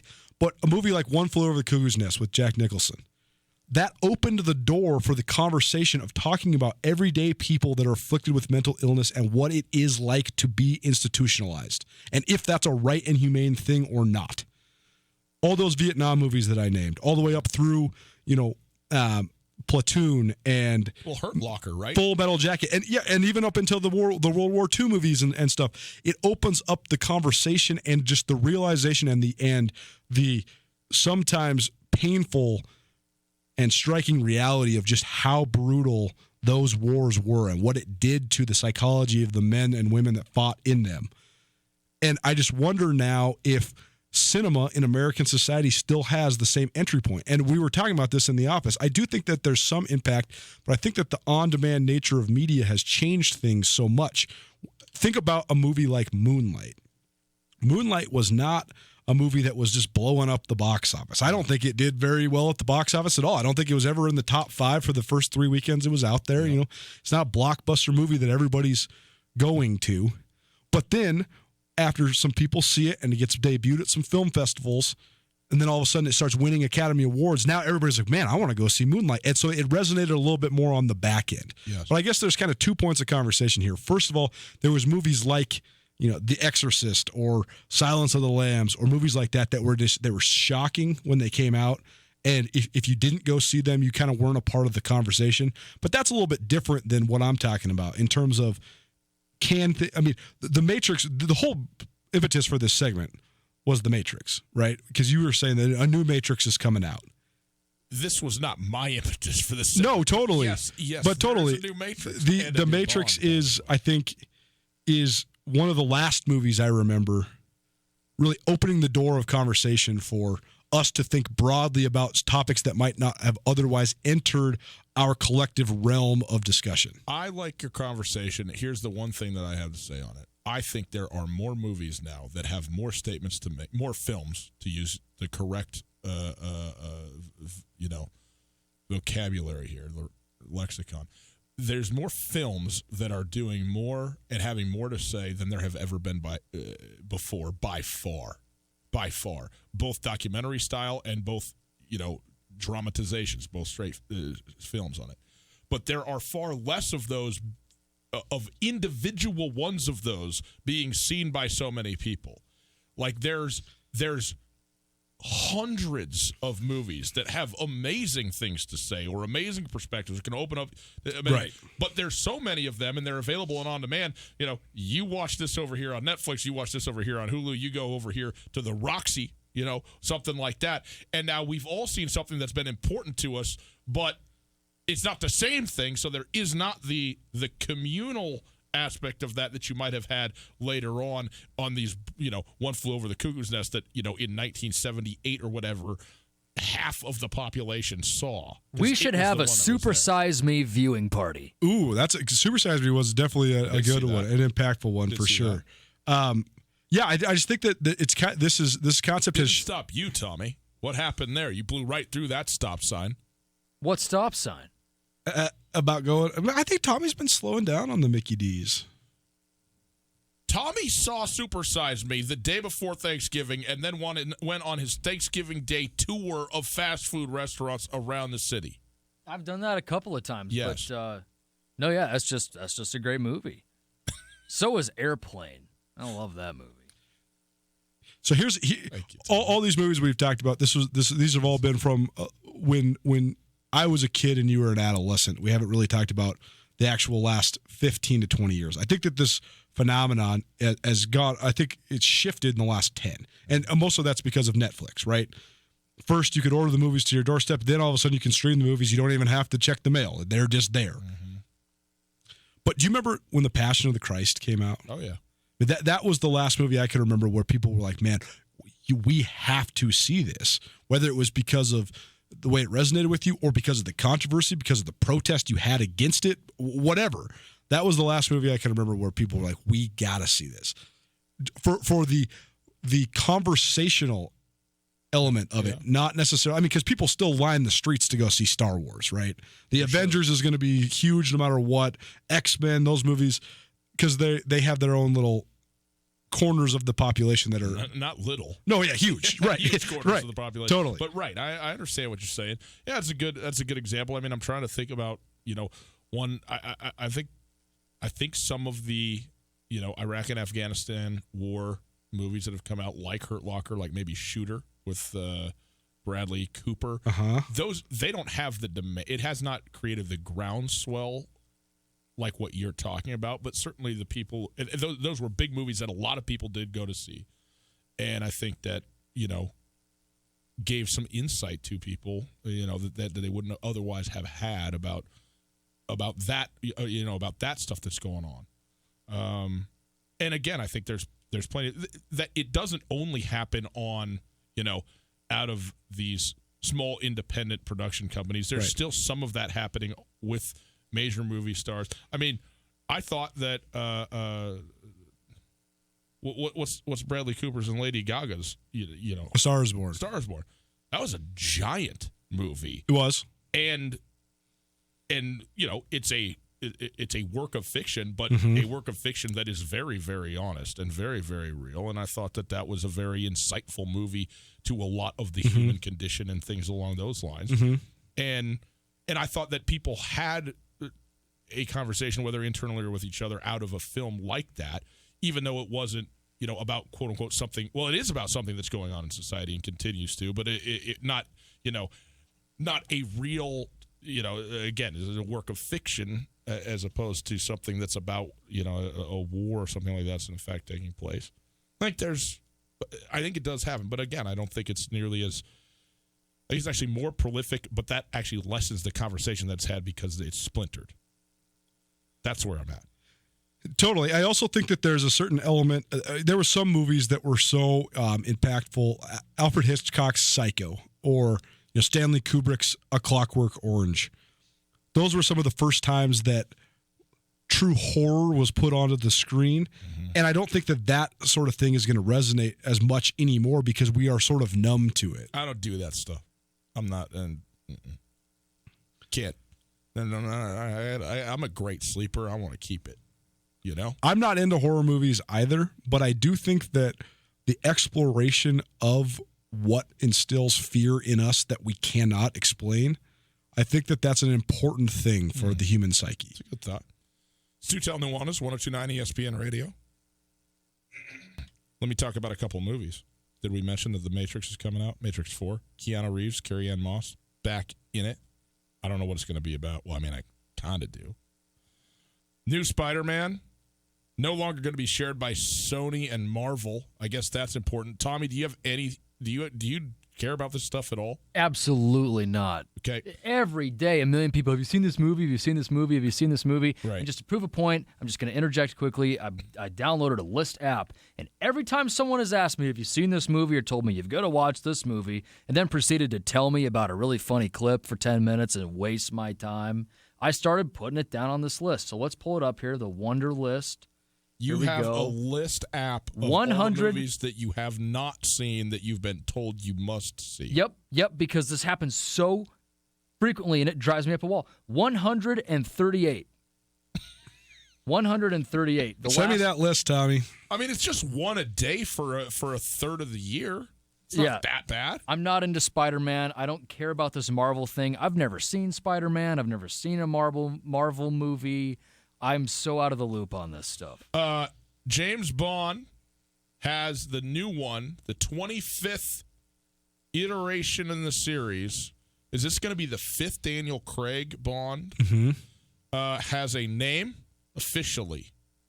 No Time to Die. So think about James Bond. Coming out in April. Think about James Bond. That's a great example of the what? way James Bond has impacted the culture as well as resonated for multiple generations. That's the most impressive part of the story, right?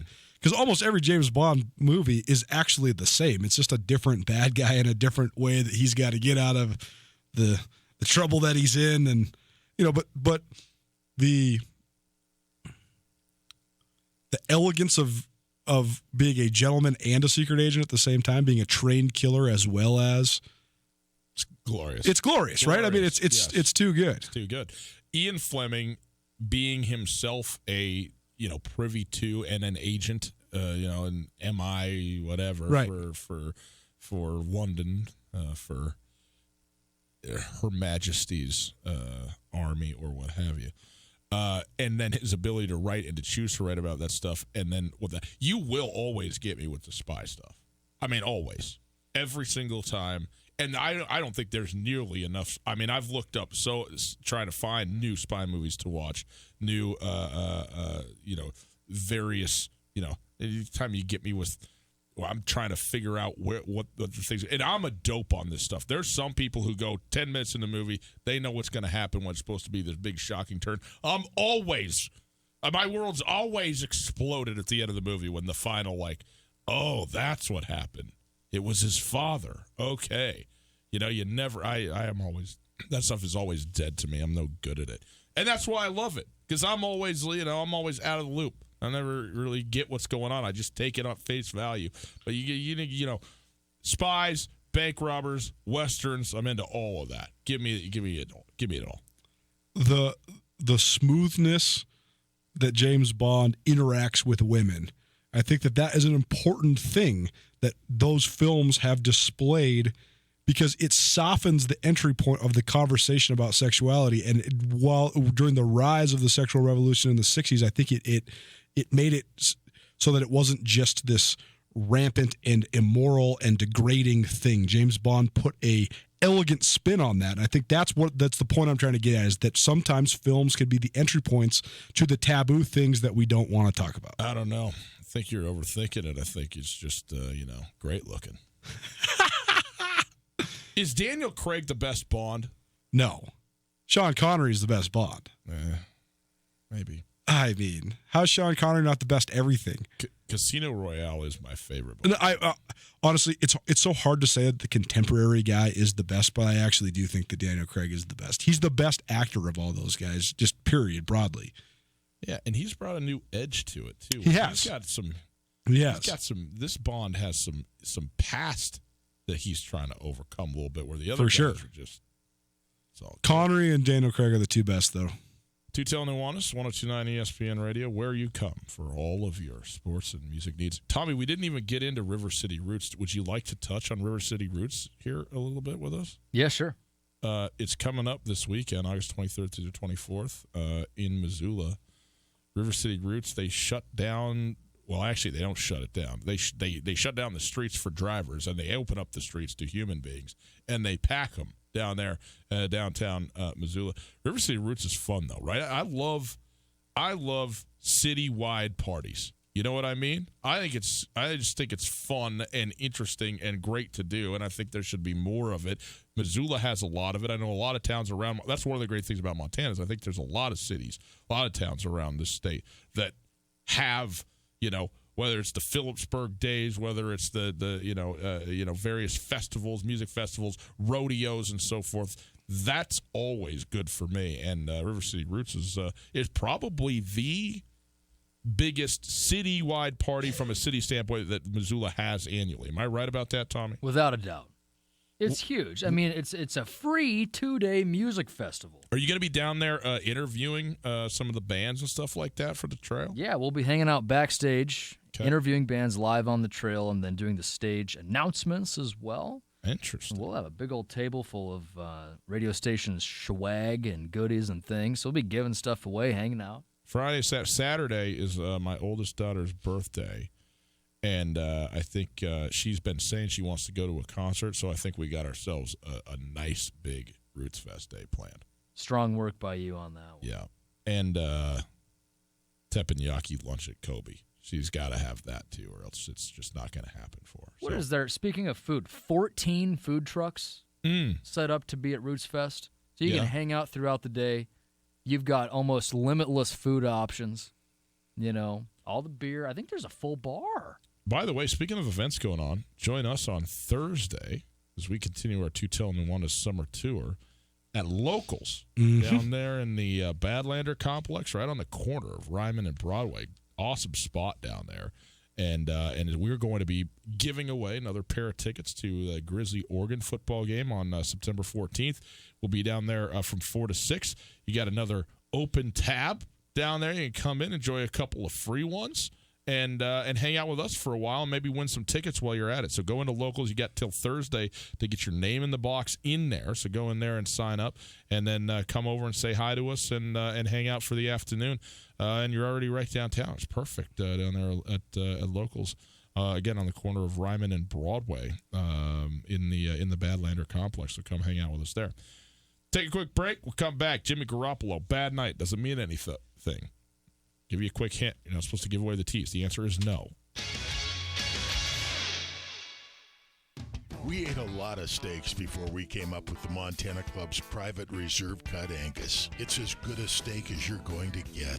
Our Private Reserve Cut Angus is specially cut for us. And with our custom seasoning, it has a flavor that's absolutely incomparable. We're confident that it will satisfy the most discriminating steak customer for an unrivaled steak experience. Real Montana, real food. The Montana Club on Brooks and North Reserve, Missoula. Hey everybody, here with my good friend Josh from the Advocates Injury Law Firm. Josh, if I've been in an accident, how much is it going to cost me to hire you? Well, we take cases on a contingency fee. And what that means for you is that if you're hurt in an accident, we only get paid if you make a recovery. You'll never owe us anything out of pocket. What about the call for a consultation? That's not a problem. We don't charge anything for an initial consultation, so you have absolutely nothing to risk by calling us. If you're injured in a car accident, call the Advocates, 640-4444, or online at montanaadvocates.com. Canyon River Golf Club is a must for any golfer in western Montana. Tucked away in a spectacular setting along the Clark Fork River in East Missoula, Canyon River offers one of Montana's best championship golf experiences. And Canyon River is happy to announce their new fleet of golf carts, which include the Shark Experience, an interactive GPS giving dynamic distances and touchscreen interaction to help you play your best. Plus, with Bluetooth, radio, and surround sound, you can enjoy yourself between holes too. Book online at canyonrivergolfclub.com. Missoula's best golf, Canyon River. If you are hurt or disabled, you may be entitled to benefits from an insurance company or Social Security. I'm Chris Helmer, an attorney at Clark Fork Law Offices. Our Missoula firm specializes in worker compensation, personal injury, and Social Security disability. There are many unknowns when injured or disabled. The other side is fighting hard. You should too. Call Clark Fork Law at 728-0168 for a free consultation or visit clarkforklaw.com. Again, 728-0168. It happens. You're positive you put your bank card back in your wallet, but the next time you need it, it's missing. Avoid the panic and take control with the MyCard app and debit card from Farmer State Bank. Our app lets you control your debit card and securely turn it off right from your phone. Safe, secure, instant. MyCard is available only at Farmer State Bank. Ask about it at any of our 9 locations or learn more at farmersebank.com. Farmer State Bank, member FDIC. ESPN Missoula Sports Center. Good afternoon, Ryan Tutel, Colton Nuanez, 102.9 ESPN Sports Center. The American Football Coaches Association FCS poll came out Monday. 4 Big Sky Conference teams are ranked, including Montana State at number 15. Eastern Washington is at number 3, receiving 2 first-place votes. And UC Davis is also in there at number 5, while Weber State is at number 9 in the first AFCA poll of the season.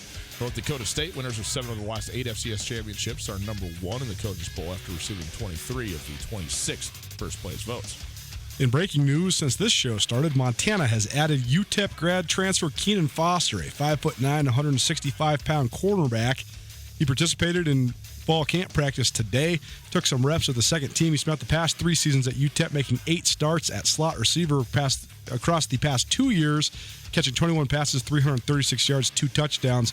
Originally from Mill Creek, Washington, he chose UTEP over offers from Montana, Montana State, and Portland State coming out of high school. The Missoula Ospreys swept their Monday doubleheader after games had to be moved to Great Falls because of unplayable conditions at Oakland Park. Missoula saw 3 games canceled before the action moved to the Electric City. The O's won 4-1 last night in Game 1 and 1-0 in Game 2 to complete the sweep. They will be returning to Missoula not until Tuesday. Missoula Sports Center is brought to you by Aspen Sound.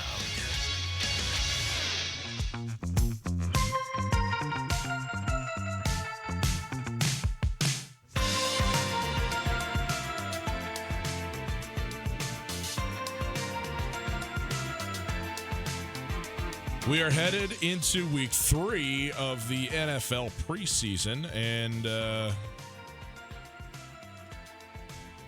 I become less and less influenced by what happens in the preseason each and every year. The one exception, of course, being injuries. So far, no injuries that I'm aware of to the it's called Pro Bowl caliber players. But Jimmy Garoppolo, sometimes you can't help yourself. You just got to sneeze. It just happens. Jimmy Garoppolo, who would like to be a Pro Bowler, did not get injured last night. He's coming off a torn ACL. Went 0 for 6 with a pick. That is good enough for a 0.00 QBR. Which seems reasonable. You know, I don't know how they factor the QBR, but I would think that not completing a pass and throwing an interception would be good enough to get a 0.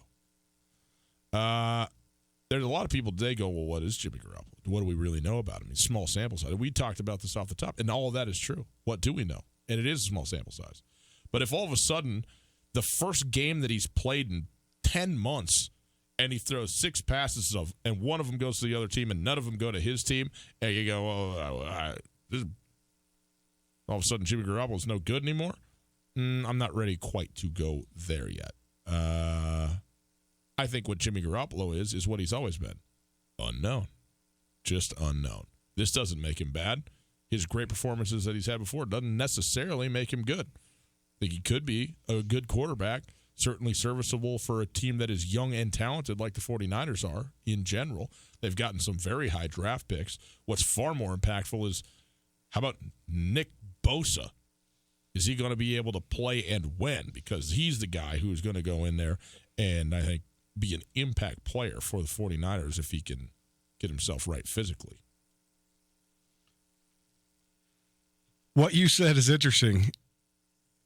Thank you. It doesn't mean, you said, does that mean that Jimmy Garoppolo isn't good anymore? I think that the reason it's sort of concerning is that we don't know if Jimmy Garoppolo has ever been good. That's right. But if I was to say right now, do you think, we don't know, do you think Jimmy Garoppolo is a good quarterback? What would you say? Purely from the eye test, yes. I would from the very limited action I've watched him. Right. Honestly, the way that he moves and the way that he throws the ball, he's a poor man's Aaron Rodgers. I think he looks good. Does he remind you of A-Rod? He's a little too happy. Antonio Brown practiced today in a certified helmet. This coming a day after Mike Mayock was on the record saying either you're all in or you're all out. And today Gruden said he practiced in a certified helmet and is all in. I don't know what to think about Antonio Brown, the football player. I got a lot of thoughts about Antonio Brown, the not football player, the guy who's out here. And by the way, they're not just negative or they're just like, I think this is an interesting personality study. That's what I'll say about Antonio Brown.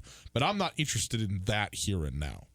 I understand that stuff can and looks like it has already impacted him on this team and all of the, the foot frostbite and the helmet deal and all of that. But he should be still an outstanding wide receiver. Certainly. Will he be? Yes. Like, do you think he's going to be top 10 receiving yards this season? Absolutely. You do? Yes. Okay. Here's the thing about Antonio Brown. Antonio Brown has earned himself a reputation as a prima donna over the last couple of years. Well earned. He's done his darndest to be the prima donna receiver. Yes. I mean, he is his generation's version of Terrell Owens and Chad Johnson. But better. Well, wow, I don't know, man. Terrell Owens is he's better than Chad Johnson by a lot. He's better than Chad Johnson. Yes, he is, certainly. I mean, Antonio Brown's an all-time great, honestly. I mean, he's a Hall of Famer, and he may already be a first balloter, but he if he continues a year or two more with anything like the production he had in Pittsburgh, he's a first ballot Hall of Famer. I mean, there's been no receivers that have ever had a 7-year run like him except for one guy, the greatest of all time, Jerry Rice. Yeah. Besides that, I mean, there's nobody that's just throwing down 1,500 yards a year for 7 straight years. Yeah. Not even Randy Moss or Terrell Owens or anybody. But regardless, the thing that's easy to forget about Antonio Brown is that Antonio Brown is who he is and has produced on the level that he's produced at because of his drive and work ethic. Antonio Brown's not very big. He's fast, but he knows how to use his speed better than anybody in the league because of the way that he can run routes. But it's all him. He has made himself into the player that he is. That's easy to forget when you look at the guy and the drama and the prima donna and the blonde mustache and, I got my cryogenic chamber. Now I froze my feet off and what are we doing? I'm the only guy in the whole world that needs to have my old helmet because that's how important I think I am. I mean, that stuff takes away from, like when you're watching Hard Knocks with Antonio Brown, his feet are totally messed up and he still is out there just straight grinding, doing his own individual workouts. I mean, he's having his trainer check in with John Gruden every day. John Gruden's a no-nonsense type of guy. And John Gruden has talked every single day. We can't wait to have him back. I can't wait to have my receiver. I want Antonio Brown on this team. And I think that's why Antonio Brown has been able to maintain the level of play that he has. And with the exception of the second half of last year, where the toxicity across the Steelers locker room was apparent, and it was not just Antonio Brown. It was, Ben Roethlisberger being a prima donna, Le'Veon Bell being completely absent. All that stuff breeds itself. But with the exception of that, even with Antonio Brown's antics, he hasn't been a cancer on any team he's been on until that last one. But I think that cancer was spread. It was widespread. It wasn't just him. And I think that that's why the Raiders are excited to have him, because I do think that his work ethic and his production overwhelm the circus that surrounds him. One other question for you on the NFL stuff, and I've been wanting to ask you this very specifically as opposed to anybody else. Okay. The Dallas Cowboys are trying to sign Ezekiel Elliott, or maybe presumably they're trying to sign Ezekiel Elliott, who's holding out. They did sign Jalen Smith, though, today to a 5-year extension. And there's been people going, hey, you cannot sign Jalen Smith without signing Ezekiel Elliott. Okay, very well. Here's a very simple question. Who's better, Jalen Smith or Ezekiel Elliott? Well, I mean, I'm going to give you the answer that I know you want me to give you. I think it's Jalen Smith by a lot. By a mile. I mean, I get the whole concept. When you have a salary cap sport and the draft has become as important as it's become, I get the stratification of ranking positions by value. I get that. And I get that the middle linebacker, because of the impact that those guys take and how the shelf life is so much less, the middle linebacker is the running back of defense. Yes. But the running back is the running back of the offense. And Ezekiel Elliott is a top 3 running back in this league. He is. Top 3 running back. He is. Jalen Smith is probably a top 3 linebacker in this league, but he's for the modern game. He's so good. For the modern game. Yes. Jalen Smith's the best inside linebacker in the NFL. I mean, he's not the most diverse, and I know Bobby Wagner is great, but for a guy that you can play on first, second, and third down, there is no mismatch with Jalen Smith. Mm-hmm. If you're running your standard base defense and he is on the field at inside linebacker, he can line up against the slot. That's a mismatch every single time in the entire league. Every inside linebacker in the league covering a slot receiver, that's a advantage offense, except for one guy. Yeah, I mean, because of Jalen Smith, because he can run a little bit of it. He can run. Bobby Wagner can run too. And not like Jalen Smith. Look, not like Jalen Smith. Any of them can run not run. But here's the thing about the slot guys. Slot guys can be electric fast, right? But they are for sure quick. Break you off. Break you off. Right. And I think that Jalen Smith has who is playing linebacker for the Bears right now too. Ronald. I got to look up the kid from Alabama. Yeah, or Georgia. Georgia, kid from Georgia. Yes, I got to look him up.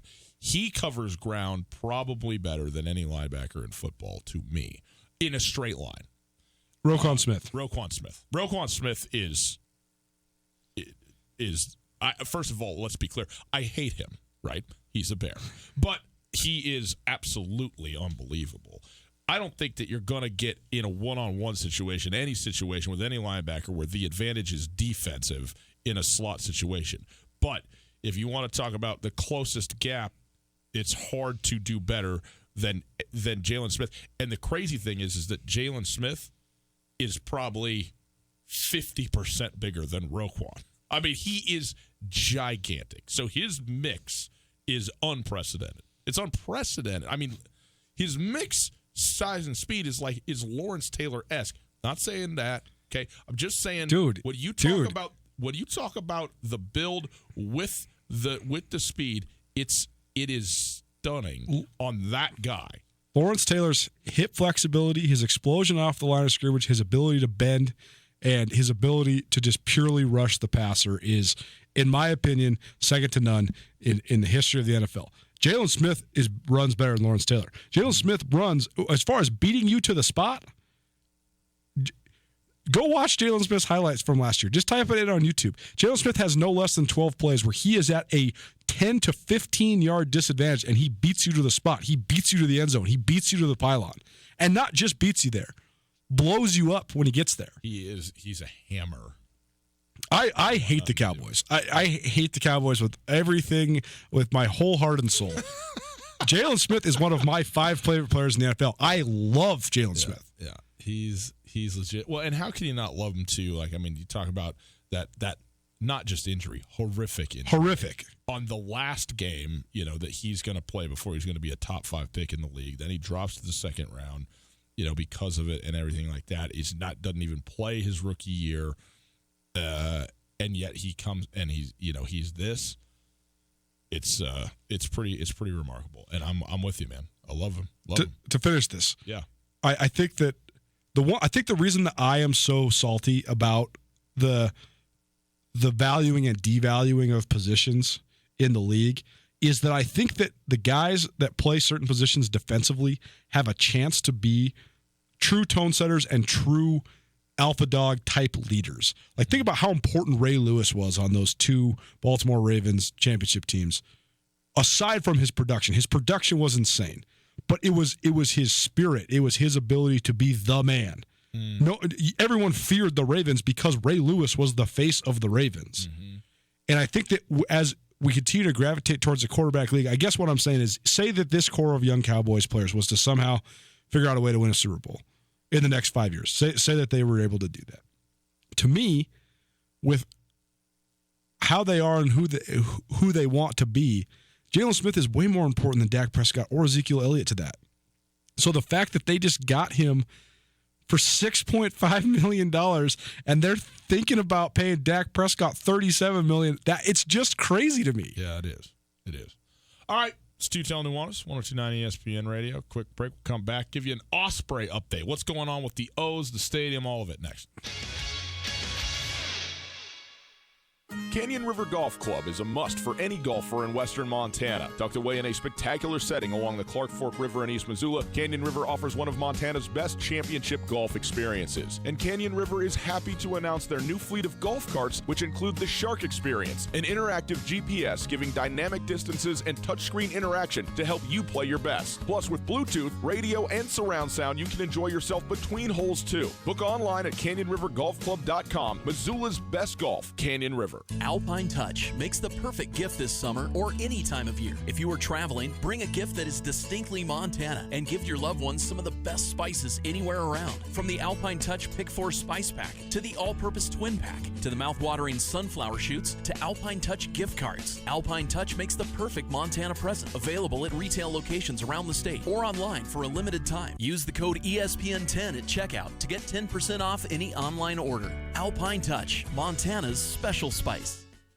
No matter how far you may go, there's always one just down the road. Town Pump, who pump it up, pump it up. Town Pump always has your favorite snacks and drinks. Check out their new item, Big Sky Spiked Seltzers, variety 12-pack cans for only $14.99. Need a snack? Old Trapper 3 1/4 ounce jerky is just $3.99. Town Pump is there for you, right down the road. Town Pump, right down the road. Pump it up, oh yeah. This is Mike Nugent with Berkshire Hathaway Home Services. Berkshire Hathaway provides Western Montana with full-time real estate professionals for you whenever you need us. Our reputation as the state's most knowledgeable and available real estate group has helped build unmatched trust in the Garden City and statewide. If you have been thinking of making a real estate move in the short or long term, give me a call. No pressure, no expectations. Just professional opinions and service at whatever pace you are comfortable with. Give me, Mike Nugent, a call today, 531-1802. And remember, every question is good to ask. Tutel and Nuanez. Listen to the podcast on the TuneIn Radio app or on iTunes. 1029ESPN.com.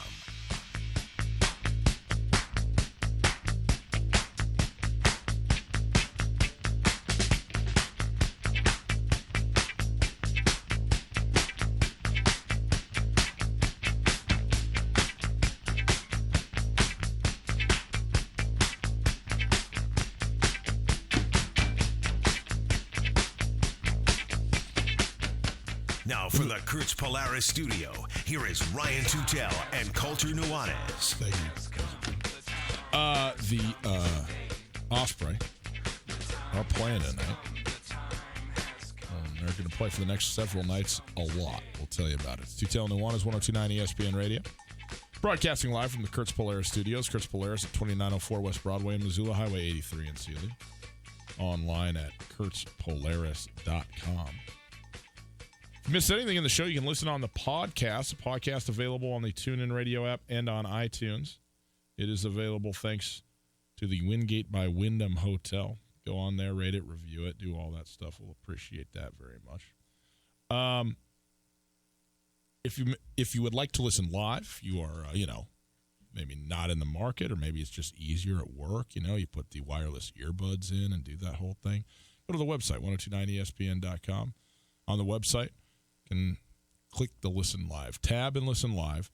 Listen Live stream is brought to us by Opportunity Bank. Opportunity Bank, your local bank, your opportunity. Coulter, we know that it's been quite an interesting couple of, days, week for the Missoula Osprey, who, following the Mumford & Sons concert, found their field unplayable. And so they are working on figuring out a way when and where they can play again. The Idaho Falls series, which is going to be in Missoula, has now been moved to Idaho Falls. That is today and tomorrow. And then they'll go to Great Falls, where they'll play a 4-game road series, which is a scheduled road series with Great Falls. But instead of playing 4 games, they're going to play 6 games in Great Falls in order to make up a couple of games that were missed. So they have a ton of baseball ahead of them, the Missoula Osprey. It's six games in 4 days, and I'm not so sure they don't play 3 games in 2 days right now. So it may be a total of 9 games in 6 days on what is an unexpected and unanticipated road trip before returning to Missoula. They are expected to have the field in shape for the Osprey to be able to play Tuesday on the 27th of August through Saturday. So a five-game homestand to finish out the regular season. Or finish out the home regular season anyways. I think it actually does finish up the regular season. I'll take a look at that again. But a tough scenario for the Osprey in any case, Coulter, and a bizarre one at that. It is. I mean, this is just so much lost revenue for them, which is the unfortunate part, because at the end of the day, this is a business. And you only get 38 home games a year. So when you lose 6 of them, I mean, that's 1/6 of your home schedule. I mean, that's a significant portion. And the last weekend, I live right by the fields, and I could tell you what, they are doing their absolute best to get that thing cleaned up, dried out, back to approved playing conditions. They're doing all sorts of stuff. They got fans out, like actual house fans, like blowing on the grass to try to get it all dried out. They're trying to get the footing back to ideal condition. They're working hard, but it's a bad situation for them to be in, because I know people look forward to these games, and it's something that, there's all sorts of different businesses in Missoula that have their deck parties out there, and have their little get-togethers. Missoula Broadcasting, we have a ton of tickets. We're sending as many of you guys out there as we can to the games. We're going to the games as often as we can, and it's just too bad for everybody involved. Hopefully they get the situation remedied. Hopefully, if they do have another concert out there again, they have a little bit more foresight into making sure this doesn't happen. And hopefully this doesn't deter other concerts from being able to happen out there as well. Well, that's the thing is there are not many venues that ultimately can hold the number of people that the Osprey Stadium can hold. It is the second largest venue in the city of Missoula, behind probably Washington Grizzly Stadium. I don't think the Adams Center could do 11 or 12,000. It just couldn't happen, I don't think, in there.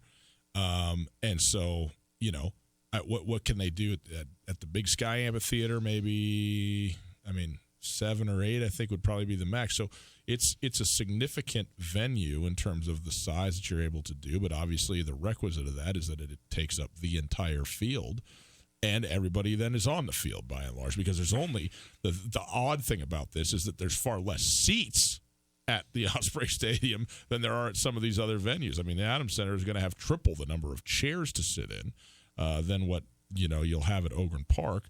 But obviously the field is where you can do it, and you get a bunch of rain. And I think there has to be, there's stuff that you got to lay down, on the surface in order for it to do it. And then when it's Mumford & Sons, it's a major act and major band with a major setup, which is very heavy. You should have seen the fleet of semis parked in the parking lot adjacent to the field. There's 20 or 25 semi trucks carrying equipment. That is a ton of weight to be put on any surface, and you put it on wet ground, and that's going to be it's going to make it a tough spot for sure. And normally, at the places that they're playing, you have maybe a little bit more infrastructure set up. This was, again, far and away the smallest concert that Mumford & Sons playing on the whole tour. And so, it's certainly a, what do they call it? An engineering question that you got to kind of figure out. But I'm with you. It would be nice to be able to get, the more music, the better. That's always my take, whatever, whoever you can out there. And hopefully there's enough revenue, too, that even taking a hit like this is going to ultimately be able to be resolved, For sure. And go turn out and go watch the Osprey the next homestand. That could help, because these games that are lost, if you just go show up and maybe have tickets to these ones, just go next week. I guarantee you have yourself a good time. Don't forget, Locals, we're going to be there, not tomorrow, but Thursday. We will be at Locals on the corner of Broadway and Ryman doing the show, giving away tickets, and having a couple of cold ones with y'all. So come down and say hi. We appreciate that very much. Boys and girls, have a wonderful Tuesday evening. We'll see you tomorrow. Till Nuanez, ESPN Radio, SWX Montana. Feels like a heart attack. Les Schwab is proud to introduce 2 of our best tires ever, just in time for summer. There's our exclusive Reputation